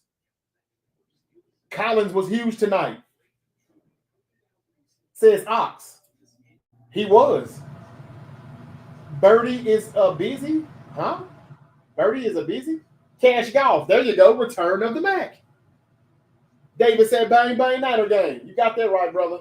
David Taylor, thank you. T. Sleazy, thank you. John and Diane, Mac 10, that's right. Cash Golf says, return of the Mac. Aldo Jamie says, bang, bang, brother. That's right. Bang, bang, right back at you, man. Mike Ross, thank you for sending me that autumn love. Mike Ross, thank you for sending the heart and becoming the number 7 fan of the club. Thank y'all so much. FaZe, thank you for sharing the live. What's the script, Unc? Diego, I've been telling you. The script. Thank you, Big Jimmy. Thank you. Damn, what's that? Triangle 3? I can't see your name, but I see your face. And thank you so much.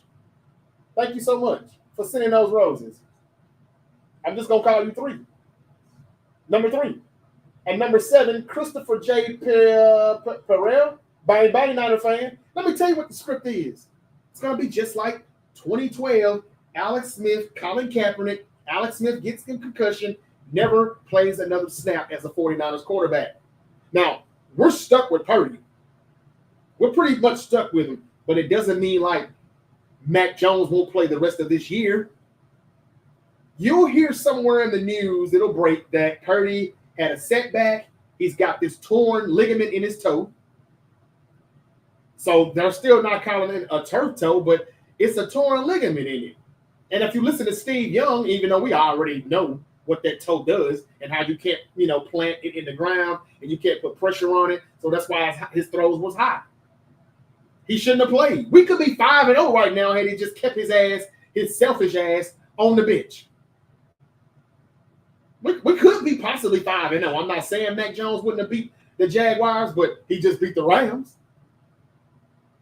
I would have liked it for him to beat his former team. I'm sure he would have liked it too. So the script is Mac Jones could take us a lot further than what people think he's going to do. That's the script. And my prediction was that, and again, y'all, I know that defense doesn't look like they can go to a Super Bowl. That offensive line in the run blocking doesn't look like they can get to a Super Bowl. But I will say this. I will ask you all this. If we can still find ways to pull wins out of our asses and be 4-1, as bad as we look and as depleted as we are, what the hell do you think is going to happen when Kittle comes back? What the hell do you think is going to happen when BA does come back? What the hell do you think is going to happen when Pearsall and Jennings come back? And what the hell do you think is going to happen when we trade for Nick Bosa's replacement in the next 3 to 4 weeks? Because if we keep winning, they're going to make a move. I don't know exactly who that's going to be. It could be Granderson from the Saints. It could be Cam Jordan from the Saints. I don't think they're going to go all in on Trey Hendrickson, but they're going to bring in somebody. And if we start to get a pass rush, you know what I'm saying, by the time we get to Thanksgiving, if we have a better pass rush and we've gotten all our healthy people back, and we have to put people like Valdez Scantling and probably Kendrick Bourne back to the practice squad. Man, that's a hell of a practice squad. Jennings has to come back. Pearsall, I just said these people. When these people get back, I'm just saying, it's up. And God forbid if we actually do get a running game. We hardly ever get any explosive plays.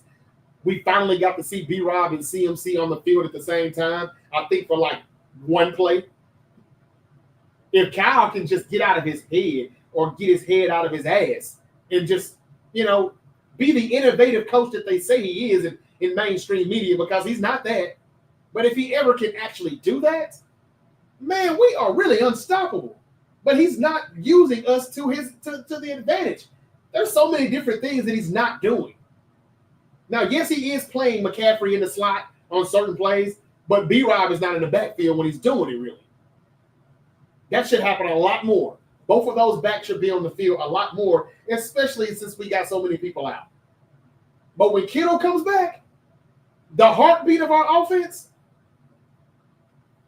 I'm going to say this and I'm going to leave it alone. And I know I'm stirring the pot. I'm not trying to. I'm not trying to split the fan base. I'm not trying to upset anybody. We just won, and I'm happy as fuck. And I know you all are too. Thank you for everybody that's joining me right now. YouTube, TikTok, Facebook, Instagram, Twitch, Twitter. I'm live on everything tonight, as I was yesterday. Mac Jones is 3-0 this season, and he just beat the Rams. All 3 games that he has won, he's did it without George Kittle. Brock Purdy had George Kittle all last season, and he could not get 3 wins in a row. We only had 6, and there was nothing wrong with his toe last season. Mac Jones is doing more with less, but everybody tells me Brock Purdy needs a supporting cast. What supporting cast did you see out there tonight with Mac Jones? What supporting cast? And yes, KB had 1 drop, and I think that was a huge drop. That's what put us in all this anxiety. We could have went up 21-0 if he doesn't drop that 3rd and 5. We're going up 3 scores, whether it be 21-0 or 17-0. He dropped it. We punted. The Rams came back and scored a touchdown, 14-7. It wouldn't have gotten that close, but he made up for it because he still caught pass after pass after pass, and he didn't drop anything else. Didn't he have like 140 yards or something receiving? I didn't know was that 84 Bourne or 84 Moss. That was the only supporting cast that Mac Jones had. But Kendrick Bourne played last week too with Brock Purdy. And what did I tell y'all last night? What did I tell y'all Sunday night? Maybe Kendrick Bourne just can't catch those ducks. Those floating passes without any zip on it that Purdy throws. I ain't trying to throw shade or start no stuff. I'm just saying. Brock Purdy has the gunslinger mentality. He has a mind of a gunslinger, but he has the arm of a dink and dunk quarterback. He thinks gunslinger, but when he throws it, it's like pew. I'm finna pew. It's a pellet gun. It's a BB gun of an arm. And maybe that's why Kendrick Bourne was dropping it. It's either that or it's fake. Now, everybody told me Mac Jones is ass. And I said, well, back in September. Early September. Not early September, but week 2. Yeah, that was early September. Week 2 before he started. Everybody told me Mac Jones looks like ass. I'm about to wrap it up. I said, well, if Mac Jones doesn't look like ass with us, will you admit then that it's fake? Somebody said, yeah, I don't think I've seen that person yet again. Well, he doesn't look like ass. So which one are we going to do? Are we going to say it's fake, or are we just going to give the motherfucker his credit? I'll wait. Mac Jones is doing more with less. Brock Purdy has played with less. He just played last week with the same team. As a matter of fact, Brock Purdy had Ricky Pearsall and Jawan Jennings last week. Mac Jones didn't have neither one of them motherfuckers. And he beat the Rams on the road. Brock Purdy had, and I know he's got a toe. He shouldn't have played then. I'm just trying to tell y'all the facts. These are not opinions. These are facts. How does Brock Purdy not win with Jennings and Pearsall, but Mac Jones wins without both of them? Against a better team too, right? Now, the Jags are good. Don't get me wrong. But we still could have won that damn game. But we had 4 turnovers. How many turnovers did we have tonight without Brock Purdy? 0. Whether y'all want to admit it or not, whether he's getting paid $53 million or not, whether we're stuck with him or not, you can still at least admit Purdy's just become too reckless. I'm going to read a few more comments and I'm going to wrap it up. If you love the stream, hit the like, share, and subscribe button. Show some love. Thank you, Keith. I appreciate that. Yes, y'all listen to Keith. Show me some love. Let's hit the like button. Let's hit the subscribe button. Let's get everybody in here. Like. Subscribe. It's the Great Debate Show. Return of the Mac. Yeah. Brock Purdy, you lied to me. You said your toe was healthy. You lied to me. And now, Cal finally comes to his senses and said, Purdy, you can't play. What he should have said last week. We'd probably still be undefeated. But look how it's set up for us, though. We did lose, but it was an AFC loss. That ain't going to really hurt us. We're still undefeated, 4-0 in the conference of the NFC, and we're 3-0 in the NFC West. We beat the Cardinals. We beat the Seahawks. We beat the Rams. And we beat the Saints, another NFC team, but not in our division. We're 4-1. And we're 4-0 in the NFC. When we get everybody back, and if that defense, I told y'all we were going to take our lumps, and that defense should be better by mid-season. I don't know if I'm going to be right about that or not. But if we go get a trade for a defensive end, I think we will be. And if that's the case, y'all, we can also beat the Buccaneers and the Eagles. And I'm not meaning right now, but I mean when it matters in January. We've got a 10-day rest. It couldn't be any better. We got the win, and we get a little bit more rest. This is kind of like a mini bye for us. I'm going to read some comments, and I'm going to finish talking about Miami Hurricanes at my Florida State Seminoles, Alabama. And that's pretty much it. I already talked about Texas and Texas at Florida. As much as I want to pick Florida, their defense is good, but Texas defense is great. So I'll pick Texas, but I still think Arch Manning is going to have a bad game, though. Let's see. Today is a great day to be a 49er fan. What you said, my best friend is Jesus. Thank you for that comment. That's my best friend. That should be all of our best friends. That's a good comment. What about USC? USC, man, woo-wee. As soon as I started bragging about USC, they lost that game. But USC is still good, man. They got good receivers.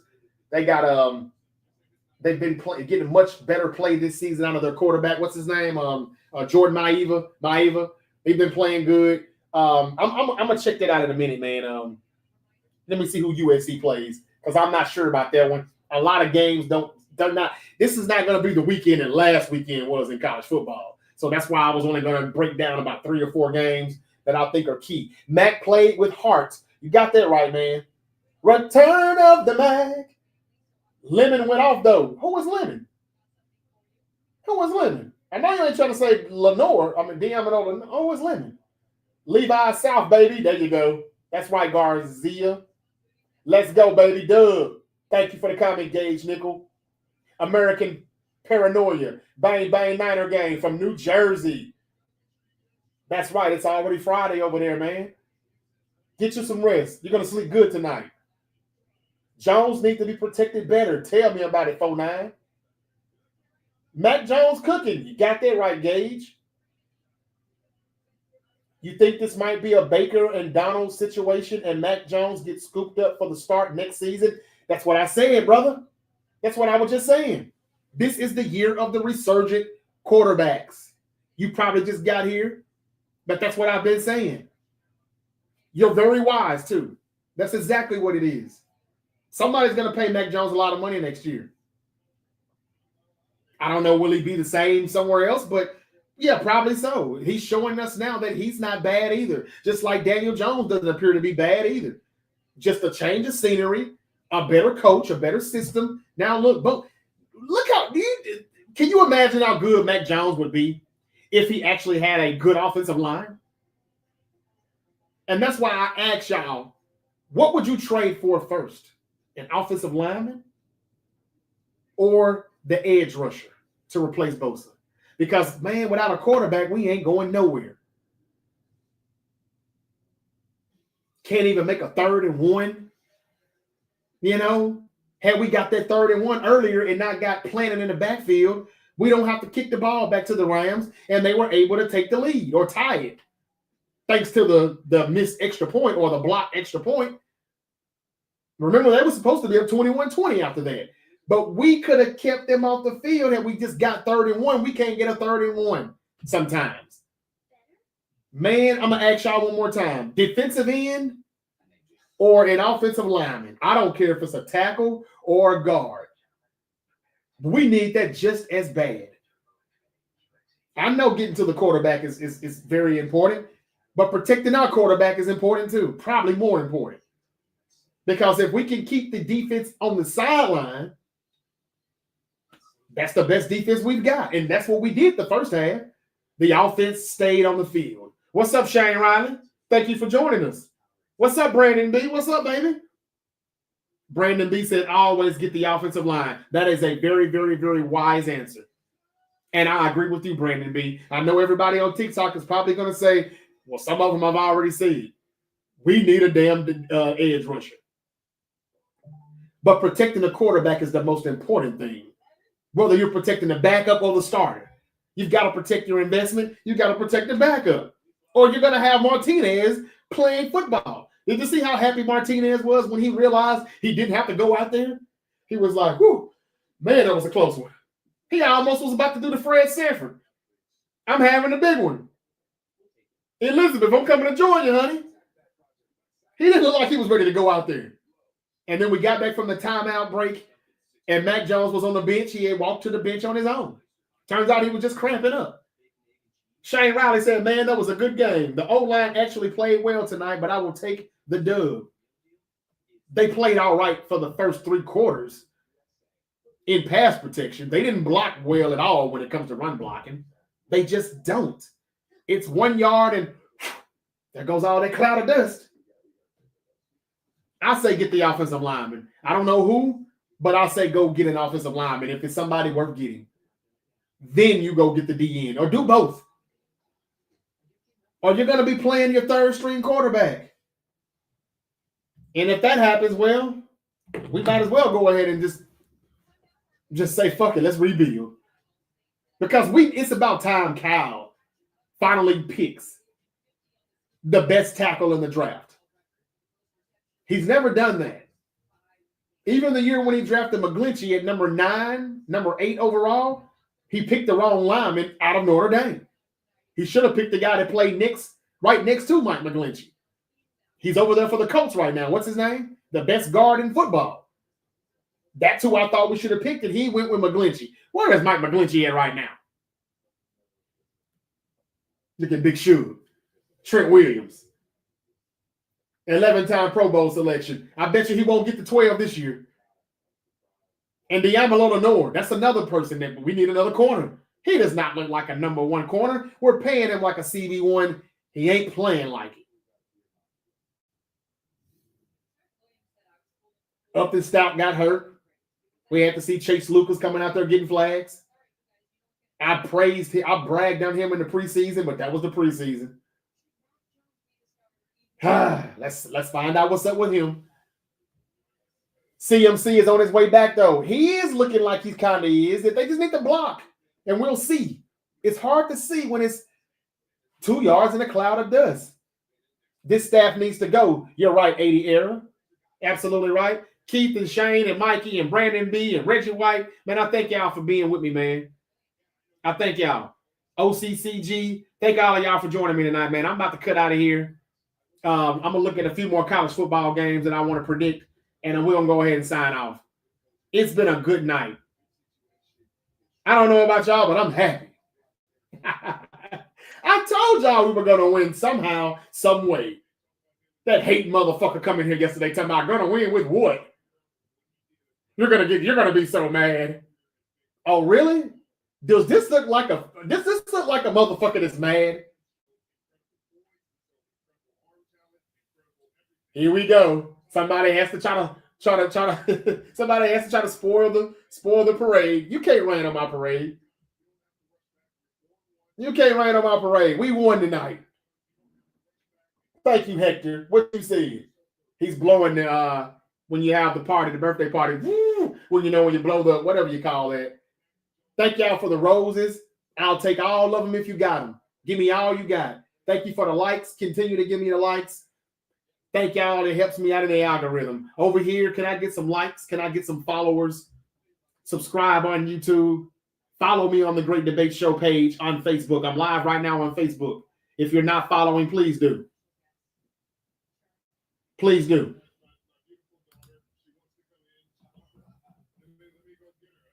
Follow me on Twitch. Follow me on X right now. It's so hard to get people to follow you on X. Wow. Very, very hard. I know what the problem is, but I won't say it. But it's sad. I bet you there's about 30 people watching me right now. They will not hit the like button. They will not hit the follow button. They're just going to watch. It's all right. Eventually you will do it because you will see, damn, Unc ain't going nowhere. And Unc is always right. Yes, I'm the one who said that Ole Miss would upset LSU last week. I'm the one who said Jackson Dart would win his NFL debut and beat the Chargers, the undefeated Chargers. I'm the one who said that the Eagles would beat the Buccaneers when everybody else told me the Buccaneers have the Eagles number, though. And I said, well, don't you think it's time for the Eagles to change their number? And I'm the one who said the Niners will beat the Rams. If we lost to the Jacksonville Jaguars, that is exactly their plan. To get everybody to put their money on the Rams. And just say everybody's out. ESPN just said a 49ers takeaway. Mac Jones proved his mettle with another gutsy win despite the continuation of a concerning streak for the team. And that is us not getting an interception still. That's 12 straight games without one.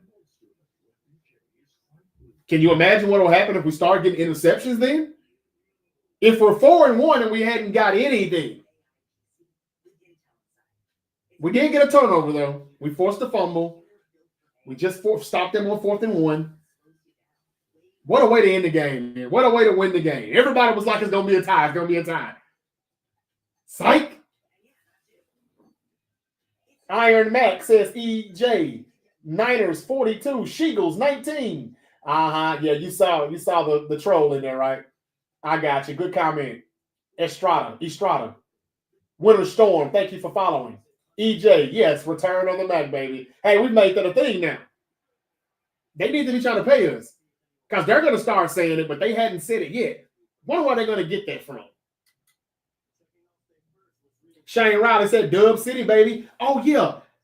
Glad you said that. Kaminga, if I didn't say it yesterday, his sign with the Warriors. No, I think I did say it. He signed with the Warriors. It's a 2-year deal. They can still get out of that deal after this season here. But it was enough for him to get his money right, show up for another year. Don't look like he's going to get traded. He's all smiles. He actually ducked the questions when he was asked about long term. But short term, he's there. Steve Kerr said he's good, even though he hadn't got his contract extension. Some people think he should no longer be their coach. I don't know what y'all think. But as of now, this is Steve Kerr's last season as the Dubs head coach. And they also signed Steph Curry's brother, Seth Curry. So, and they signed Al Horford earlier this week. So Al Horford, Seth Curry, and now Kuminga is staying. Those are 3 big key moves, in my opinion, for the Warriors, because a lot of that stuff was kind of in lingo during the entire offseason. They said that they may sign Horford, but they hadn't done it. They finally done it. They said they would trade Kuminga or maybe pay him, but it didn't seem like they would pay him and keep him. And it was stuff about a sign and trade, and none of that stuff happened. So it was just a lot of drama.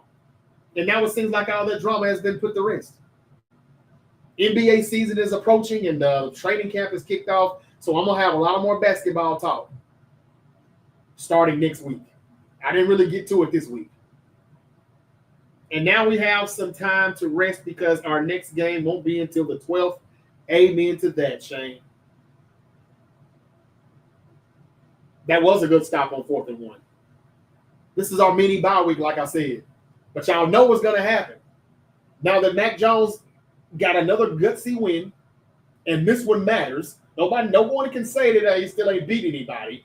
This was somebody. So now the drama is going to be, you know what Purdy's going to do. He's going to say, Coach, I'm good. I got that 10-day rest. That's what I needed. I'm good to go. A little more than a 10-day rest because, well, he went from Sunday to Thursday, and now he's going from Thursday to next Sunday. So he really got a good 14-day rest, 2 full weeks.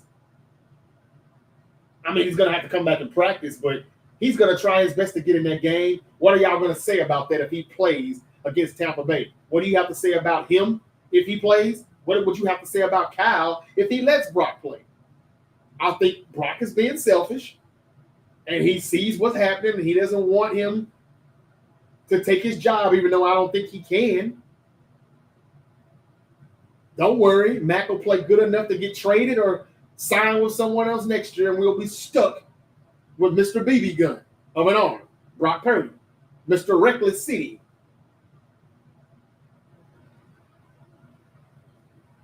He's gonna get his talent back. Don't get me wrong, but should Purdy be playing with the talent when they all come back?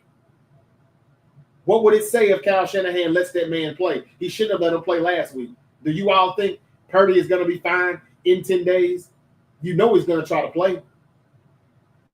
That's where the sense of urgency is coming from. All right, y'all. I appreciate y'all for real, though. Y'all have been geeked in here tonight. We've been lit. We've been lit.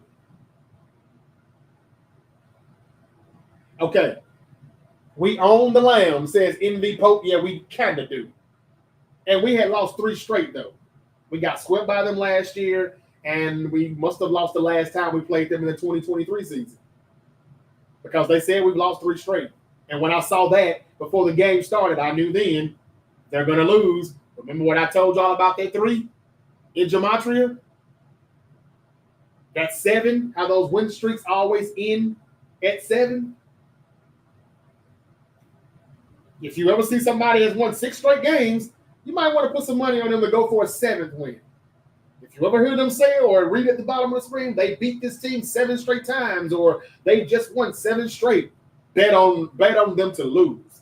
It doesn't happen all the time, but for the most part, it hits. Okay, y'all, I got BYU to beat West Virginia.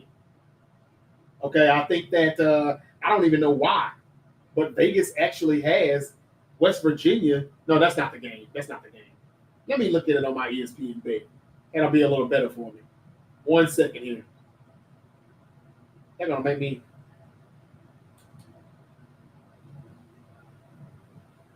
Okay, great. They didn't make me log in. Okay, let's look at some college football for Saturday. What we got? Here we got. Let's see here. Come on, man. Niners get the win 26-23. I said we would win 23-20, but we went to overtime. We still won by 3. Come on, y'all. That's why y'all follow your favorite uncle over here at the Great Debate Show. McVay took the ball out of Stafford's hands, and I'm glad he did, Robbie. Huge win this evening. Everybody doubted us, says Caesar down 51, but we didn't. I didn't. I said we would win. Oh, now I see the name, Chanty. Thank you for the rose, baby. Thank you so much. Thank you. Okay. So here we go. Yeah, y'all please keep sending them if you got it. Please send it. Shane said, Purdy, I wouldn't let him come back until week 7. I ain't ready for him to come back until Max starts staking it up. I'm just going to be honest with you. That toe is going to bother him all season long. But watch them try to come back after the performance that Mac just put on tonight. Okay. The only games to me that matter. Michigan is going to stump Wisconsin. Arizona's going to kill Oklahoma State. Penn State is going to smash UCLA, even though it's on the road. UCLA 0-4, man. Penn State's going to get that win. They're number 7. Vanderbilt at Alabama. Now, that's the game right there I wanted to talk about. Vanderbilt, number 16 at 5-0. And Alabama, number 10 at 3-1. Look, y'all. What's his name? Ty Simpson. He has definitely came alive since the Florida State Seminole lost week 1. The wide receiver, what's his name? Ryan Williams. They've all had a spark lit under their tails, and they're playing good football now. I know Vanderbilt has been playing pretty good. They've got a good defense, but they're on the road, and Alabama's really good at home.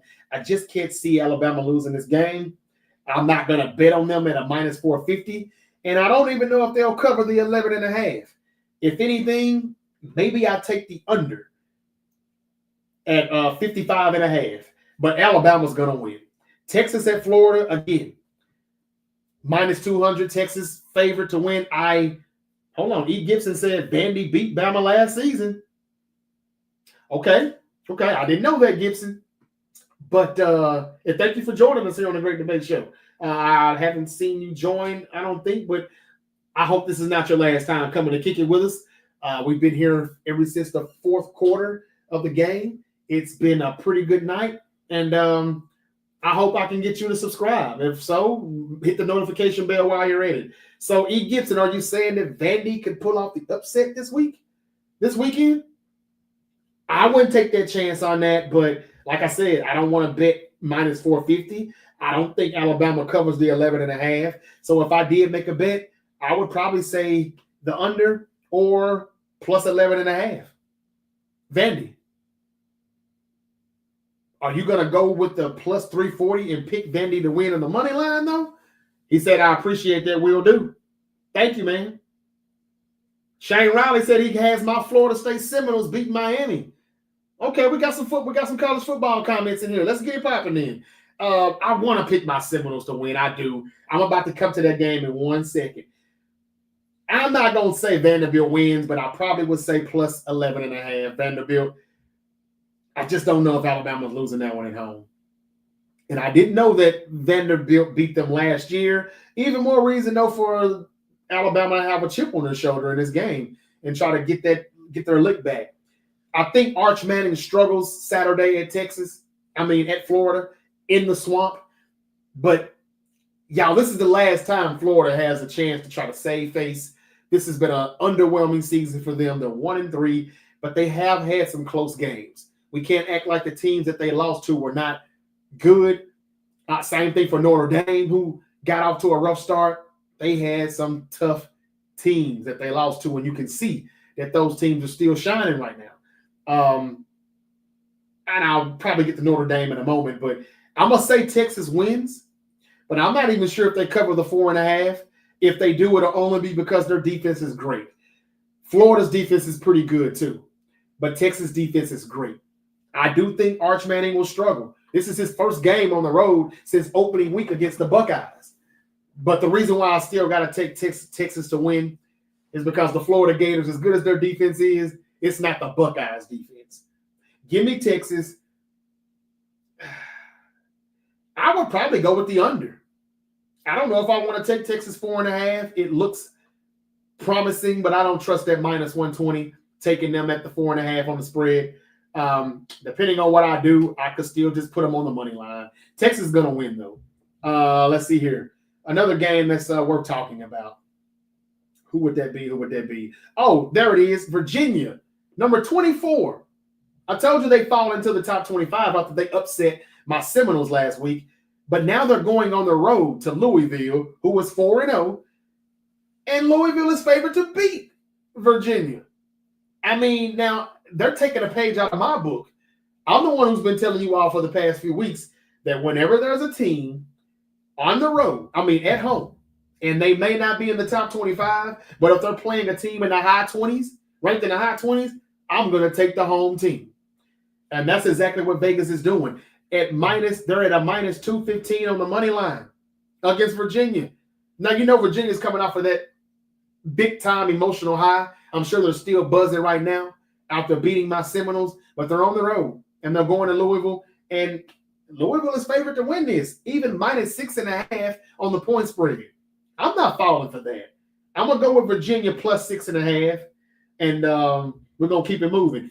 E. Gibson said, I got Bama to – okay, he said, I got Bama too, especially at home. Okay, so we can agree on that. I thought you were trying to tell me that you think Vandy could pull it off again. But yeah, I'm going Alabama too. He said Miami has a really easy schedule the rest of the way after Florida State. So are you suggesting that they can afford to lose this game? I'm not saying they're going to lay down for us, even though I wouldn't mind if they did. But I'm about to get to the game in a minute, man. Who you got, Gibson? Gibson likes his college football, and he knows his college football. Miami has had a weak schedule, and ours is tougher than what people thought. We're really good, though, y'all. I know we lost to Virginia. Our defense is where I'm worried about. We did not really make Virginia punt at all, really. Maybe once the whole game. But we're still like the leading team in the nation when it comes to points per game. We've scored 70 points. We've scored 63 points. We can put points up. And we're in Tallahassee this weekend. So it ain't going to be a patty cake walk for the Hurricanes, but it is still the Hurricanes. Before I get to that game, though, Oklahoma hosts Kent State. Kent State is just bad. They don't even have a money line on this, at least not yet. I'm taking number 5, Oklahoma. 46.5 on a point spread. I wouldn't dare touch that point spread. I mean, I'm not saying Oklahoma won't beat them by 47 or 50, but I don't touch point spreads when they get over 20 or something. What else do I got? Texas Tech at Houston. This could be a trap game. Now, I know Texas Tech is good, but Houston is undefeated, and they're 4-0 for a reason. I don't think Houston can pull off the upset, but at plus 360, this is a game where I probably would just say, man, if I win some of my early bets during the day, I may take $100 out of that winning and just put it on that one game, just a straight bet on Houston, just in case.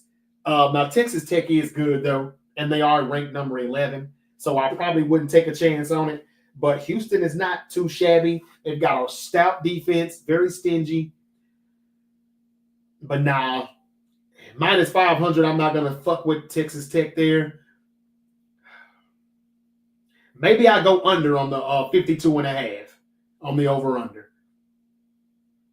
Because I don't trust Texas Tech to win to do the point spread either. Can they cover 11.5? I'm not sure. On the road, I don't know about that. Mississippi State at Texas A&M. Mississippi State had a first tough loss, but their schedule has been pretty tough, y'all. Mississippi State a lot better than what people want to give them credit for, but they got to go to Texas A&M. And Texas A&M at number 6 are about to crawl. They're about to creep into that playoff football picture because Texas A&M probably has got the best defense in the nation, even though nobody's really saying it out loud. I'm taking Texas A&M, and I hate to do this to Mississippi State. Because, again, I'm from Mississippi. Y'all hear it, right? I'm in Memphis right now. Been here for a while. And I like the Bulldogs. But, yeah, Texas A&M probably do cover that 16.5, though. It could get ugly. We'll see. We'll see. Texas A&M does struggle offensively a little bit. So we'll see. Let's see here. E. Gibson says, I think Miami is going to beat Florida State myself. Well, and they should. I like Texas Tech this season. I think they beat Houston by 2 scores or more. Okay, well, there it is. There it is. So you do think they cover the 11.5? They probably do. They probably do. When I'm not sure about that, I just go under. Because a lot of times these defensive games, man, they're not going to put up a lot of points. Sometimes going under is the safe thing to do. But then again, I told y'all to be playing with the bets. If they see everybody wise enough to go under, that's when miraculously they put up 60, 70 points, to combine. And it's like, where the hell did all this offense come from? That's what they talking about in them headsets and stuff, y'all. I don't think this stuff is real. This is just the biggest scam it is with these bets, and they're watching it. Okay, I'm taking Texas A&M. And last but not least, I don't think there's anything else worth mentioning. And shout out to the Memphis Tigers. They're going to go 6-0 as they host Tulsa. They've gotten some tough wins here, and they can run the football now. Watch out for Memphis. They have gotten into I thought they were in the top 25. It doesn't appear to be that they're in there now. I don't know what's up with that. But okay, y'all, I'm going to leave it with this. Miami at Florida State. Miami's undefeated, number 3 in the country. We have, even though we worked our way back to number 8 in the top 10, I said as soon as we get to the top 10, watch us F up. And we did. I thought this was going to be the game where we got our first loss. Turns out it was a week early. We lost to Virginia on the road. Now we're at home against the Hurricanes. Y'all, we're plus 155 on the money line. I'm not saying I won't take a chance on that by the time we get to Saturday evening, but I probably won't. I'm no fool. Miami's good, but Miami's going to have their hands full now with our offense. Where I struggle, where I have, kind of get scared and worried is that our defense is playing like ass. And I just don't see how we're going to be able to get enough stops for Miami. And that's why we're probably going to lose the game. Now, I think I am going to go plus 4.5 on the point spread. It's at minus 120. And Miami covering the 4.5, they just got that at an even. So I'm probably going to go with Florida State plus 4.5, and Miami probably beats us by 4 or a field goal. And Vegas is not that smart. That's why I be trying to tell y'all that this stuff really is not real. Okay, that's it for me, y'all. I'm about to get out of here. Those are the only games that I thought were worth really mentioning. Somebody asked me about somebody earlier asked me about USC. Where is USC at? Ohio State is hosting Minnesota. Poor Minnesota. That's all I can say. Buckeyes win that game. Is USC playing this week? It doesn't look like they are. If so, I'm looking over it. Notre Dame and Boise State. I got Notre Dame at home, but I'm not betting on that at all. If I do, I'll bet on Notre Dame to cover the 20.5. That's probably what I'll do. If they win, they'll go 3-2. Boise State, if they lose, they go 3-2. That's exactly how I predict that going. And maybe they'll put Notre Dame back up higher in the rankings like they should. They have Notre Dame ranked at number 21, last week 24, because they've lost a game instead of looking at who they lost to. You know what I'm saying? Like, those 2 losses, those are some top teams, though. And I don't think they're grading them or ranking them right. So hopefully they can get this game and win by a lot.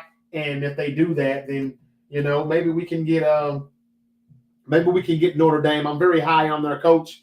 They just need the quarterback to play better. And he's starting to kind of come along now, though. So I think they'll cover that 20.5, to be honest with you. I'm not saying I bet it, but they're going to beat Boise State. And I don't see USC. So maybe USC is not playing this weekend. E. Gibson said, I agree with that analogy as well for FSU Miami game. Thank you, brother. I appreciate it. Okay. Well, that's all I got, y'all. USC looks like they have a bye week. Somebody on TikTok was asking me about them earlier, and I don't think they're playing. Y'all, if Florida did pull off the upset, man, that would really not be good for Arch Manning. I think he struggles, but that defense is just too good in Texas. Too good. And they're number 9. Maybe they're going to find a way to slide back into the top 5. It just depends. Their schedule is pretty damn weak, though. And that's all I got, y'all. Vanderbilt in Alabama, in my opinion, is going to be one of the better games, along with Florida State and Miami. Texas and Florida, that's going to be a slugfest, a slobber knocker, as Jim Ross would normally say back in the day on WWE. That's going to be a tough one. But Texas will pull out the win. But just notice how they're not like minus 500, minus 700. You know, they're minus 200. Florida plus 170. They're telling you it's going to be kind of close. And I still may go plus 4.5 with Florida. But Texas will win. All right. And I got Alabama, and that's pretty much it. The 49ers defeat the Rams 26-23 in overtime. They take the lead in the NFC West. San Francisco stopped the LA Rams on 4th and 1 in overtime to seal the win. Got another one right, baby. Let's see how I do this weekend in college. Tomorrow, I will be back to give you Week 5 predictions in the NFL. NFL Week 5 predictions. I've already got one right. As we started off the week, we get a much-needed 10-day rest. I'll give you some games. What's going to be the upset of the week? Could it be the Jaguars at the Chiefs on Monday Night Football? Could it be I'm not even going to look at the schedule right now. We'll talk about it. Just know that whoever it is, y'all got to take some heed to some of the things that I'm saying before you just start laughing like, what is Unc smoking? I told y'all that the Giants would upset the Chargers, the undefeated Chargers, and they did. So, don't just think everything that I'm saying is crazy or I'm just saying it for clickbait. I'm saying it because I sometimes try to figure out the script. And, I kind of get the script right. Vikings and the Browns play on Sunday morning in London, England. Dylan Gabriel gets his debut. I won't be surprised if the Browns win that game. They're underdogs at plus 165. But I know they're playing Brian Flores, and it's going to be real scary for Dylan Gabriel. Ooh, Brian Flores. Well, how good was Brian Flores' defense last week, though? And I love Brian Flores. I love B-Flow. But how good was the defense last week against Aaron Rodgers and the Steelers offense? You see, when the Vikings can't put up enough points and that offensive line is very banged up, the defense isn't going to be as good because they're on the field way too much, and the offense can't get off the field. They can't convert third downs. And if they don't do it on Sunday morning, I can see the Browns winning. And the Browns defense is better than the Steelers defense. Much better. Y'all, I think y'all should take a chance on the Browns. Anyway, if I keep going, I'm going to actually give my predictions right now. Maybe I should keep going. I don't know. Let's see how many people I got in here. I'm losing people on TikTok, though. And I'm losing people on YouTube as well. Facebook, though, and Twitter is jumping. Instagram and Twitch, I'm still here live. I hope y'all follow The Great Debate Show. I hope y'all subscribe. Hit the notification bell on YouTube. And, y'all follow me. I'm trying to get to 1,000 subscribers on YouTube. I'm trying to get to 3,000 subscribers on TikTok. It would be highly appreciative if I can get more people to follow here on TikTok and more people to sub on YouTube. Trying to reach that goal, it will be very, very great. I'm only about 60, 63, 64 subscribers away from reaching my 1,000 on YouTube. It's been a long 6 months trying to get there. Since I've been really taking this thing a lot seriously on social media. I started out at like 525, and now I'm at like 937, 938. So can we get 1,000 subscribers? Trying to get to the 1K on YouTube. Trying to get to the 3K on TikTok. Okay, what's up to shout out Mac 10? That's right, Torrin. Filthy Animal. Thank you for the gifted badge. Good stuff, bro. From a Rams fan. I appreciate that, brother. I do appreciate that. So the Rams are not sore losers like the Seahawks. Y'all are better than them. Thank you, Nerf Herder 310 for the comment. I appreciate it. Give Mac his flowers this week. I gave them to him before the game started. But yeah, everybody do need to give him his flowers. I bet you Brock Purdy won't. I'm going to need your picks for my bets next time. Thank you, Day. I'm about to drop them, man. Thank you, O-Block. O-Block, Day said, Unc is always right. I was. Thank you for acknowledging my knowledge of the game. What you have to say about them Niners says me. I say we won. Bang, bang. Miami not winning this week. They losing to Carolina. Okay. Oh, yeah. Yeah, that's a good one. I had that in my head. I was going to say that. Damn, I shouldn't have read the comments yet. When I got to that, I probably was going to say it because I saw it at the bottom of the screen the other day, this morning, as a matter of fact, and I was like, Why are they so sure that Miami's going to win that game? A Tyreek-less Miami Dolphin team? Yeah, a Tyreek-less Hill Miami Dolphin team is supposed to win in Carolina. The only win the Panthers have this season was at home, and it was a 30-0 blowout. So I agree with that comment, brother. I think you're right, and that is a game that I probably would go with. I'm going to say the Browns are going to beat the Vikings. Who's going to be the quarterback for Baltimore if it's not Lamar Jackson? The Texans are favored to win minus 140. They probably will. Which will be good for the Texans if they can go 2-3. But that means the Ravens would go to 1-4. Ouch. I'm going to probably stay away from that one. I will probably bet on the Browns to beat the Vikings at plus 165. The Colts at home against the Raiders. Yeah, that's a win. As a matter of fact, I may even pick them to cover the 6.5. The Broncos and Eagles. Y'all allow this A.J. Brown drama. I wouldn't be surprised if he has 2 touchdowns, 8 catches, 120, 130 yards. I know that's Patrick Surtain, but that's A.J. Brown too. Now, if they have a bad game and we get some type of A.J. Brown antic on the sideline, he pitches a fit or he tweets something else crazy, he could get traded before the offseason. I already said yesterday, NFL execs believe that A.J. Brown could get traded away. So I'm gonna say they're gonna have a good week though. All of that drama from last week, I think the Eagles remain undefeated here. They're minus 210 on the money line, 3.5 on the point spread. They probably win by 3. Don't pick them to cover, but I still think the Eagles win. That 3.5, it's a trick. Let's see here. Cowboys at the Jets. I'm going to say the Cowboys win. I'm not high on the Jets like I thought I was. Well, they're not as good as I thought they would be. The Jets are at home. Plus 120 does look tempting. And they've got to win at some point, right? But I think the Cowboys get the win and go 2-2-1. They should still be able to pull that off. If they were able to beat the so-called stifling Packers defense, they should be able to pull it out on the road at MetLife Stadium. Now, they better be careful because MetLife Stadium, boy. Reese, what's up, baby? He said, let's fucking go. He said, woo! Oh, he's happy. He coming in here lit. That block kick was the play of the game. It was one of the play of the games. You're right.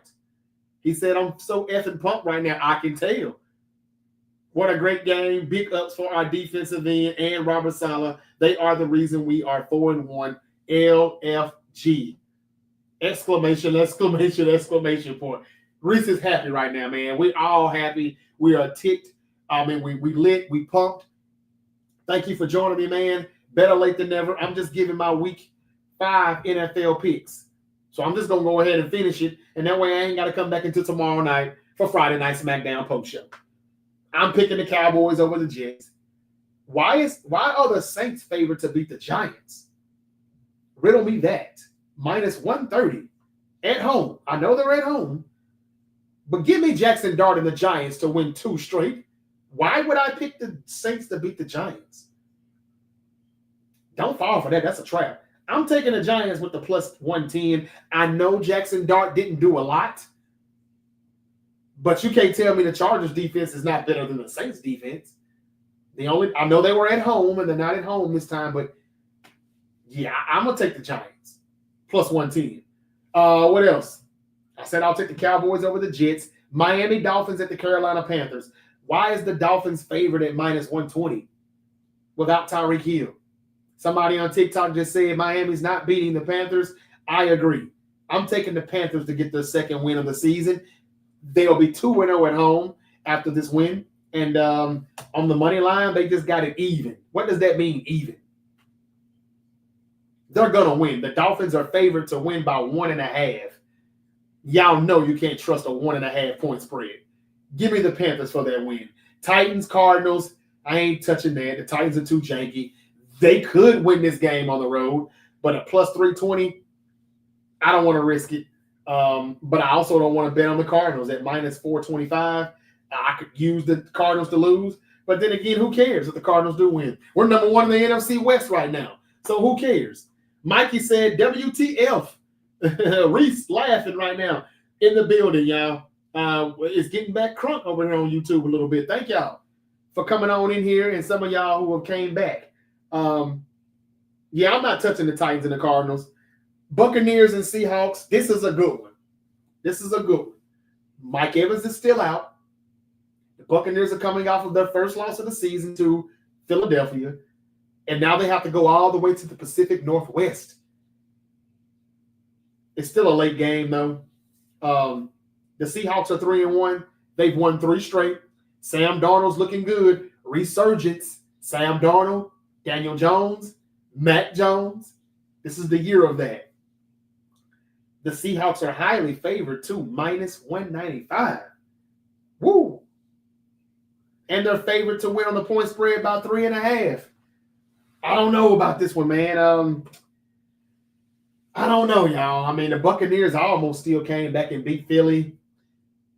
This is the best defense that I think that Sam Darnold was going to see this week. I don't know, man. I think that 195 is a little too high on the money line. I think the Seahawks could win, but Todd Bowles, man, I don't know, man. Jalen Hurts always struggles against him, but let's see. I don't know if I want to touch that game, man. Y'all hit me out. Buccaneers or Seahawks? What's up with the Mac dry heaving pain that bad? Man, I guess that knee is hurting him. He was cramping. He had a lot going on, man. But Gutsy Mac, I told y'all, Reese, did I tell you? Alex Smith, Colin Kaepernick all over again. That's what this is. Like people were saying, you think Denver got our number, Uncle JJ? No, I really don't. If it wasn't for all the drama with A.J. Brown this week, I would probably pick Denver to win. But I don't trust Denver's offense. I don't trust Sean Payton's play calling. And I don't trust Bo Nix. So even though your secondary is a little weak,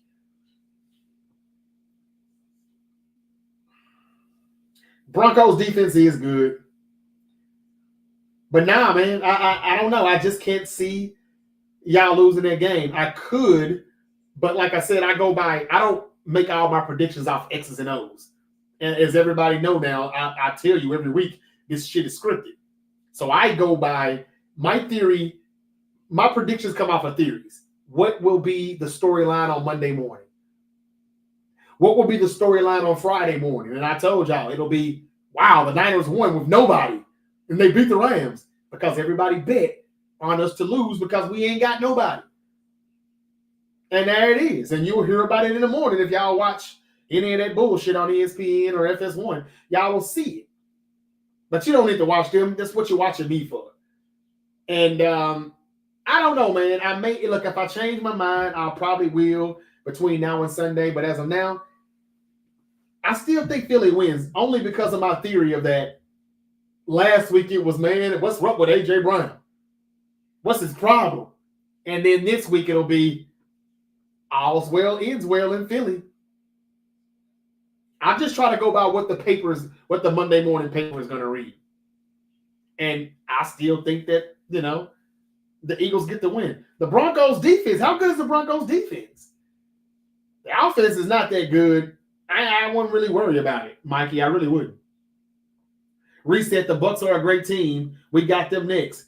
Yeah, the Buccaneers are going to Seattle Sunday. And I'm trying to see, if the Buccaneers do lose, according to Vegas, they are. They're going to really, really, really need that win when they go back home and play us. We can kind of afford to lose that game now that we just beat the Rams. 4-2 is not as bad as 3-3 would have been. But I don't know, y'all. Return them back.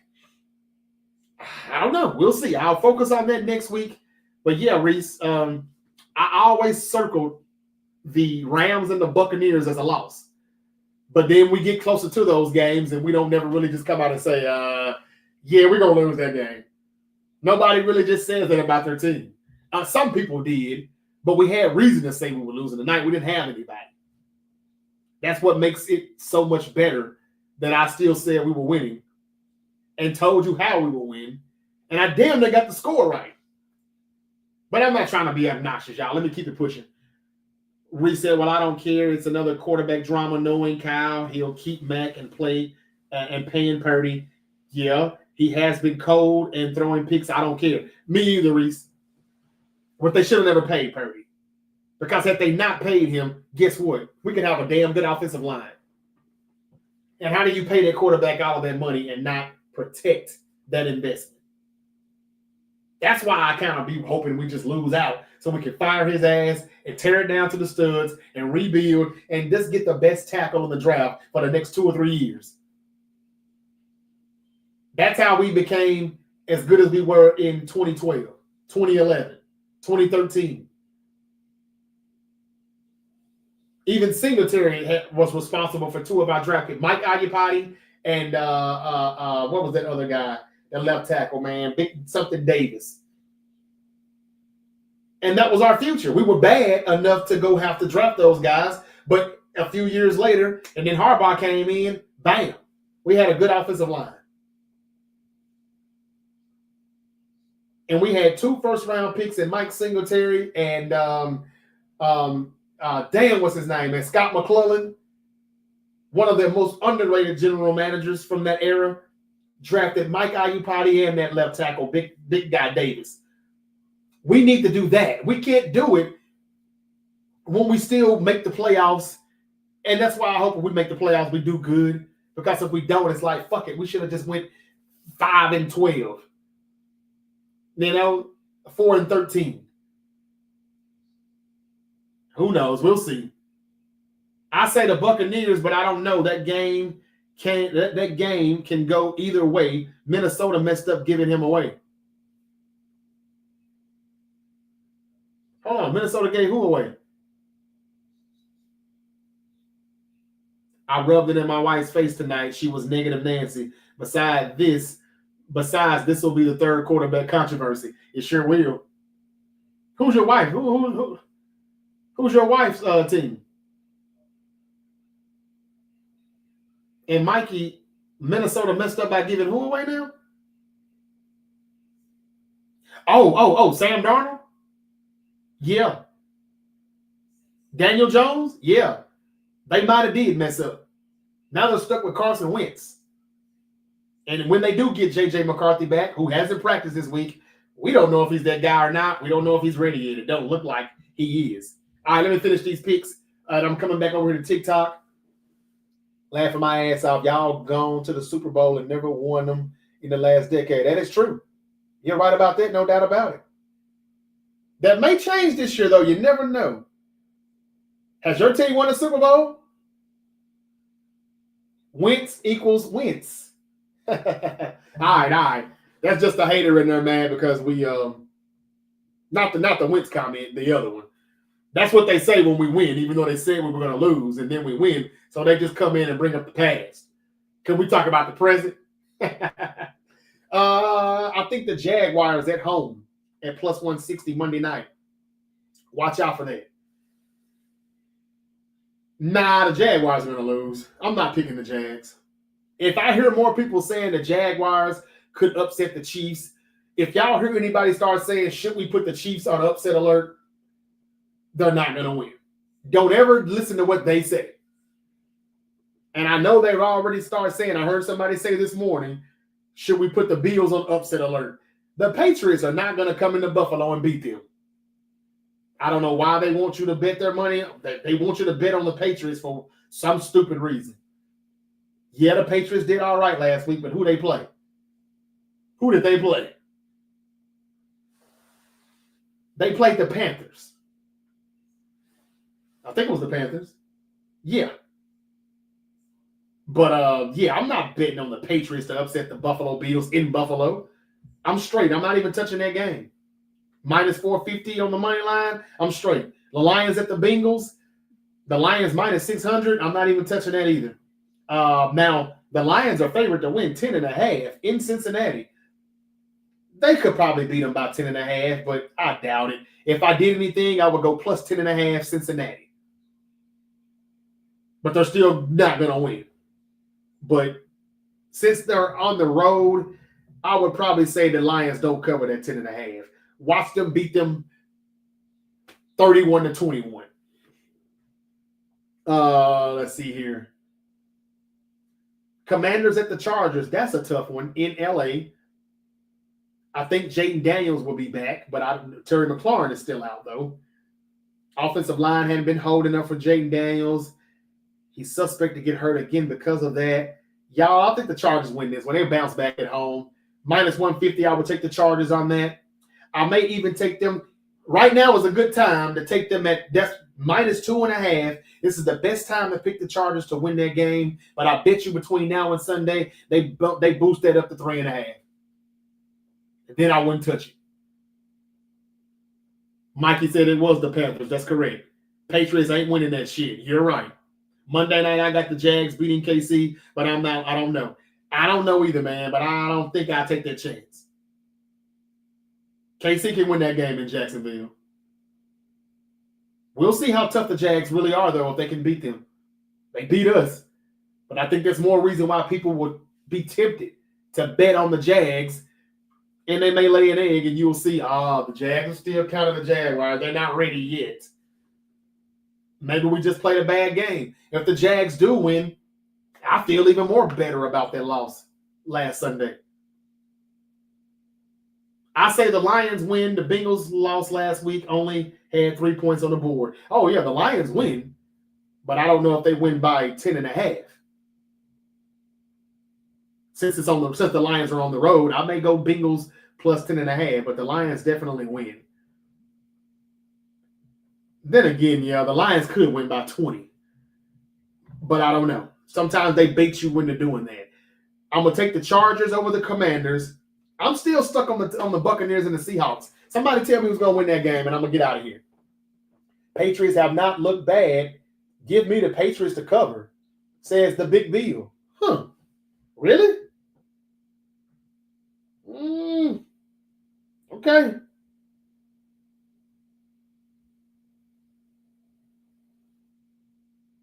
What did I say that was again? Plus 7.5? I ain't messing with it. I'm not messing with it. You may get the plus 7.5 right, but I'm not betting on the Patriots to beat them. I wouldn't do that. Would you? Again, to wrap it up, y'all, I still think the Chiefs are going to beat the Jags on Monday night. I think the Bills beat the Patriots. The Lions beat the Bengals. The Chargers, if I did a parlay, I would take the Chargers at -150 on the money line. Somebody tell me, Buccaneers or Seahawks? Buccaneers or Seahawks? I don't even know where I got this hat at, man. I had it so damn long. I don't know. SJ 9512. They should beat the Raiders and Steelers. Who should beat the Raiders and Steelers? Oh, the Patriots. Patriots hadn't looked bad on defense, but they ain't looked good either. Look at who they beat. The Panthers and I know they lost to the Raiders week 1. They didn't look good at all then, but that was week 1. And the Raiders hadn't looked good since that game, though. Buccaneers, Seahawks. Somebody help me out. My Jags finally closing games out, but I got us a loss from the Chiefs. And I agree with you, Rod Pitt. Hey, he's not being biased at all. That's a good answer. A realistic answer. Y'all are at home, though. But, yeah, the Chiefs are still highly favored. -190. But I don't know. That plus 160, if they drop it down to about plus 130, I may change my tone. But if it stays where it is right now, I'm not picking the Jags. I'm picking the Chiefs. I'm picking Buffalo over New England. Detroit over Cincinnati. But on the parlay, this is the one I would bet. Chargers at home over the Commanders, I think. Just because the Chargers just came off of a disappointing loss against the Giants last week on the road. They come back home. Jaden Daniels will be back. But Scary Terry won't be. And I guess I'm not going to touch that Buccaneers in the Seahawks game. Nobody has told me who's going to win that game yet. So I guess y'all don't know either. Okay. Yes, Purdy did take us to the Super Bowl, Drew. But he ain't taking his team to the Super Bowl, though.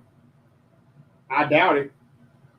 I wonder what Mac Jones take us to the Super Bowl, though. That's the stuff that's going to get started. I don't even know why he made that comment. Just be happy with the win, brother. Or are you talking to somebody who's talking some stuff right now that you're not happy with? Let's just be happy with the win. Who cares about who took who to the Super Bowl? We didn't win a Super Bowl.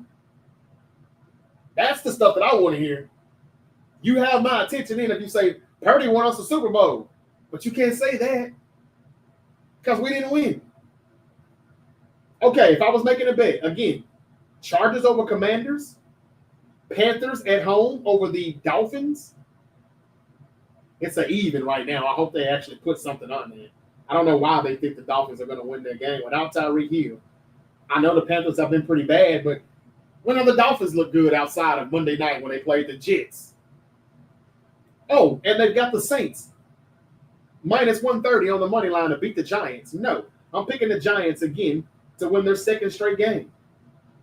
I think I'll take the Cowboys also over the Jets. And I'm not touching anything else, even though I got the Eagles beating the Broncos, the Colts beating the Raiders. And I think the Texans may actually beat the Ravens without Lamar Jackson. Vegas has Texans favored too at minus 140. I'm not sure if I want to touch it or not. The Ravens at home plus 120 looks interesting. But who's the quarterback? Who's the backup in Baltimore? I need to know. Because right now I've only got a 4-leg. Really, that's all I really need, to be honest with you. If I put $50 on that, that would get me a good $550. $550. That's what we would get off a 4-leg. That's me going with the Giants, Cowboys, Panthers, and Chargers. Those are the only ones I kind of want to touch. Oh, my God. He said Cooper Rush, I believe. Okay. Texans it is. Minus 140 over the Ravens. If that's accurate, Mikey, I'm not picking Cooper Rush. Well, Cooper Rush can beat the damn Texans.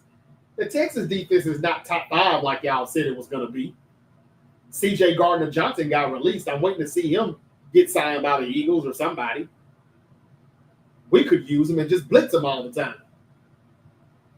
Mikey said, I'm over that shit. Oh, I hope about the Chiefs is they don't go back to the Super Bowl. Got you. Take Seattle, Unc. Okay, take Seattle, Uncle JJ. Go with your good. I don't know what my gut's telling me about Seattle and Tampa. I really don't. That's why I'm kind of just staying away from it. They've got Seattle minus 195, but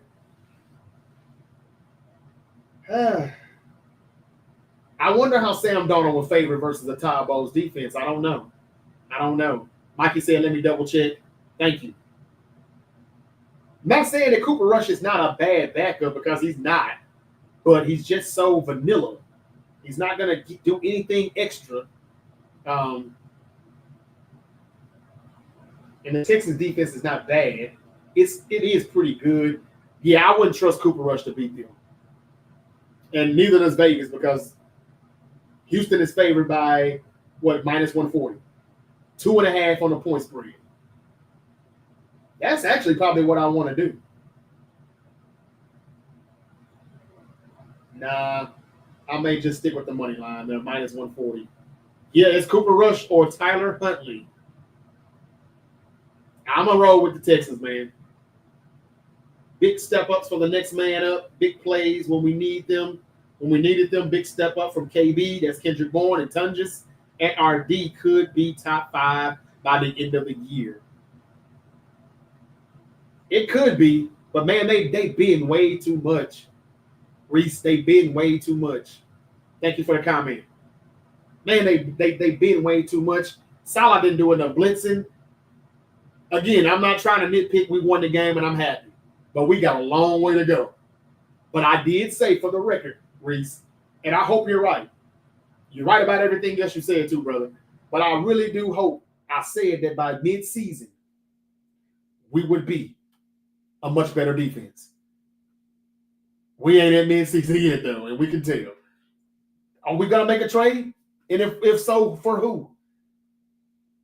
I think just as bad as we need a Nick Bosa replacement, we also need a tackle or a guard. to protect whoever the hell is playing quarterback for the 49ers. When the Glock Purdy jams, we pull out the Mac 10. There you go, Antrax money. That's how it's done. Well said, brother. That's what we've been saying now. Meet 9194 said this was happening. Rams crying in the corner. I love it. Now, a few Ram fans have came in here, and they've been very humble, and they've been very nice. So let's be nice in the comments in case they're still here watching.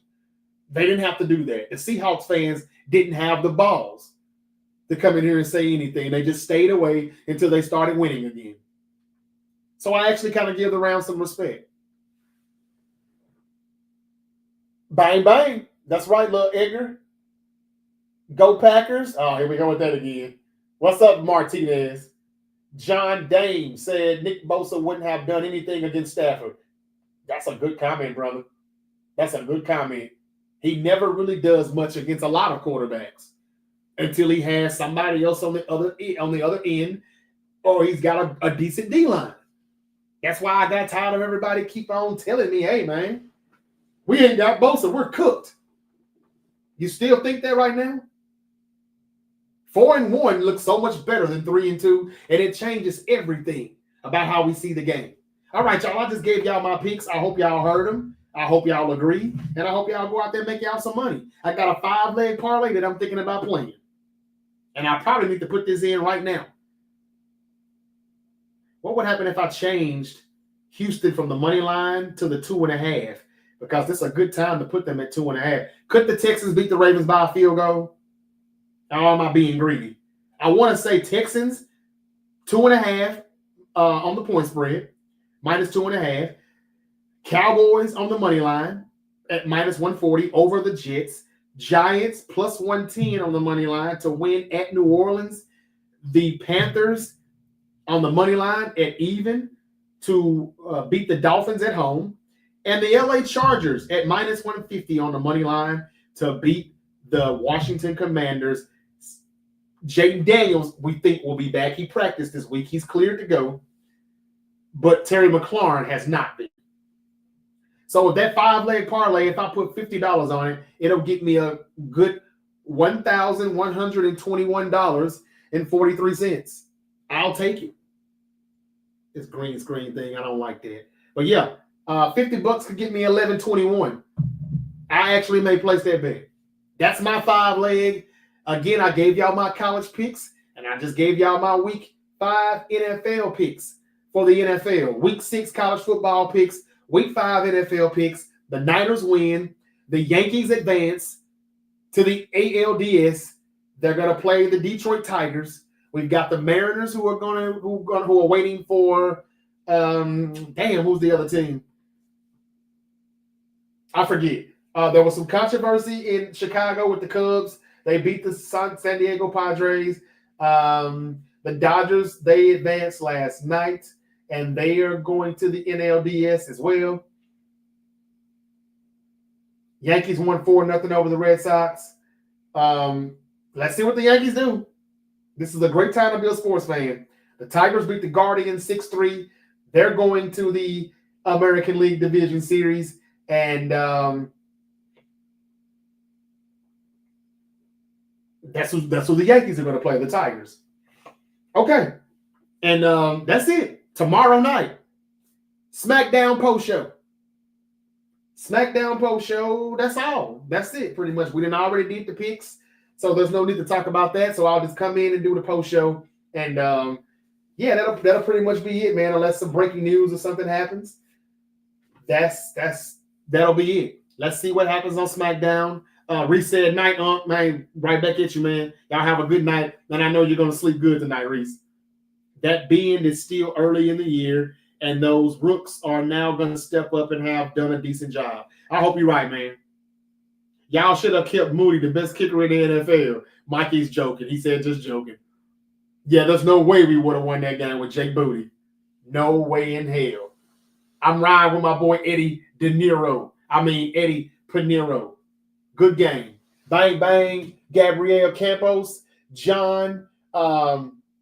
Red October starts soon. That's a baseball. Is that a baseball quote or something? I'm not sure. Red October starts soon. It's October right now. And a lot of good games, man. These wild card games are pretty interesting. They made them all game threes, for the media, for the ratings. Okay, here it is right here. The Yankees. Oh, it's the Yankees and the Blue Jays. I'm sorry. Ooh, the Yankees could be in trouble then.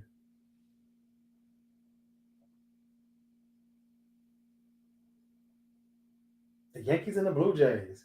The Yankees kind of act like the Dallas Cowboys when they get to the playoffs, y'all. Boone does questionable things. When it's managing, Aaron Judge turns into Michael Parsons at times. Like Michael Parsons, as good as he is in the regular season, and then he disappears in the playoffs. The Yankees have not won the World Series since 2009. Let's see what happens now. They've got the Blue Jays. The Blue Jays are not too shabby at all. So that's going to be interesting. So the Detroit Tigers are playing the Seattle Mariners. My fault. My mistake. Seattle Mariners, they are pretty good. They finished the season good. I don't know. That probably is going to be Seattle and Toronto in the ALCS. I hate to say that already. And I know y'all are like, damn, Unc, you really know baseball? No. I know it, but I don't just watch it like that. But just based off of what the Yankees do. It could be the Blue Jays and it could be the Mariners. Or do y'all give the Tigers a chance to pull off the upset? I don't know. We had the Yankees in the World Series last year, the Yankees and the Dodgers. The Dodgers, as good as they are, and I like the Dodgers. I've been liking the Dodgers ever since Clayton Kershaw won me some money in like 2019. And he kept winning me money. I got another big one in 2021, 2022. When you win me money like that, I'm like, I like them. So even though I don't really claim a baseball team, if I kind of had one that I don't say on the hunt, it's the Dodgers. But their damn bullpen is so damn bad. It's so iffy. They have to hit, 8, 9 home runs to win games. And we know that luck may run out eventually. All right. That was a little baseball talk too as well. I thank y'all for being here with me tonight. I really do. It's late. It's nearly 1:30 a.m. on the East Coast. It's nearly 12:30 here in my area, in the central timing. And hell, even on the West Coast, it's still 10:30. I appreciate y'all still rocking with me, man. I'm still on cloud 9. What about the WNBA playoffs? That's been pretty good too. Shout out again to Aja Wilson winning another MVP. Shout out to Nafisa Collier and her comments against the WNBA commissioner. They've had a lot of drama going on this week, but it's been some great WNBA playoffs, and the NBA season is approaching. I mean, it's just sports everywhere. Okay? Y'all, I'm going to leave you with this. $11,000 is what TKO is charging for front row seats for John Cena's final match at Saturday night's main event, December 13th. Wow. What in the hell are these people smoking? If you buy that, if you purchase that ticket, man, you could have gave it to me. Because you ain't going to enjoy it. It's not going to be what you think. It's going to be just another filler of a show with more copy-paste booking. Again, it's going to be a great night for John Cena. And, the farewell tour is almost over. But $11,000 for front row seats because it's his last match. Wow. All right, y'all, I'm going to leave it at that. Yankees, Blue Jays, we're going to see how they're going to win the NBA coming back October 21st. Should get some preseason games here in the next couple of days or in the next week or so. But yeah, October 21st. And the NBA will be back on NBC at some point, which I might have canceled my Peacock a little bit too soon because all of those games are not just going to be on NBC. I think some of them are going to be on Peacock also. We are back. 49ers. We still lit. Y'all still up, man. Thank y'all. Mac Jones, good quarterback. 49ers, you got that right. Thank you, Center. Thank you, Nathan. Your thoughts about Purdy? Thank you, Byron, and Jayden loves you. 11K out, hell no. Exactly. Thank you, Sir Banks, a lot for that comment. Yes, we are back. Let's go, Dub City. I talked about Kuminga and his contract with the Warriors. He's back for at least one more year, even though it's a 2-year deal. It's probably just a 1-year rental. They also signed Al Horford last week or earlier this week, and Seth Curry, the brother of Steph.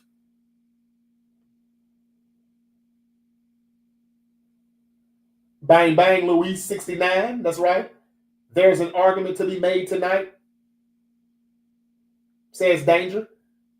Yeah, and that's what I hope Niner fans don't do, and that's argue about the quarterbacks. Let's just enjoy the win, and let's just ride it out, man. Let Purdy get healthy. Not gonna lie, Mac, the definition of QB2. Jayden loves you. Thank you for the comment. A good QB2. George Kittle could come back next week. He could, Center.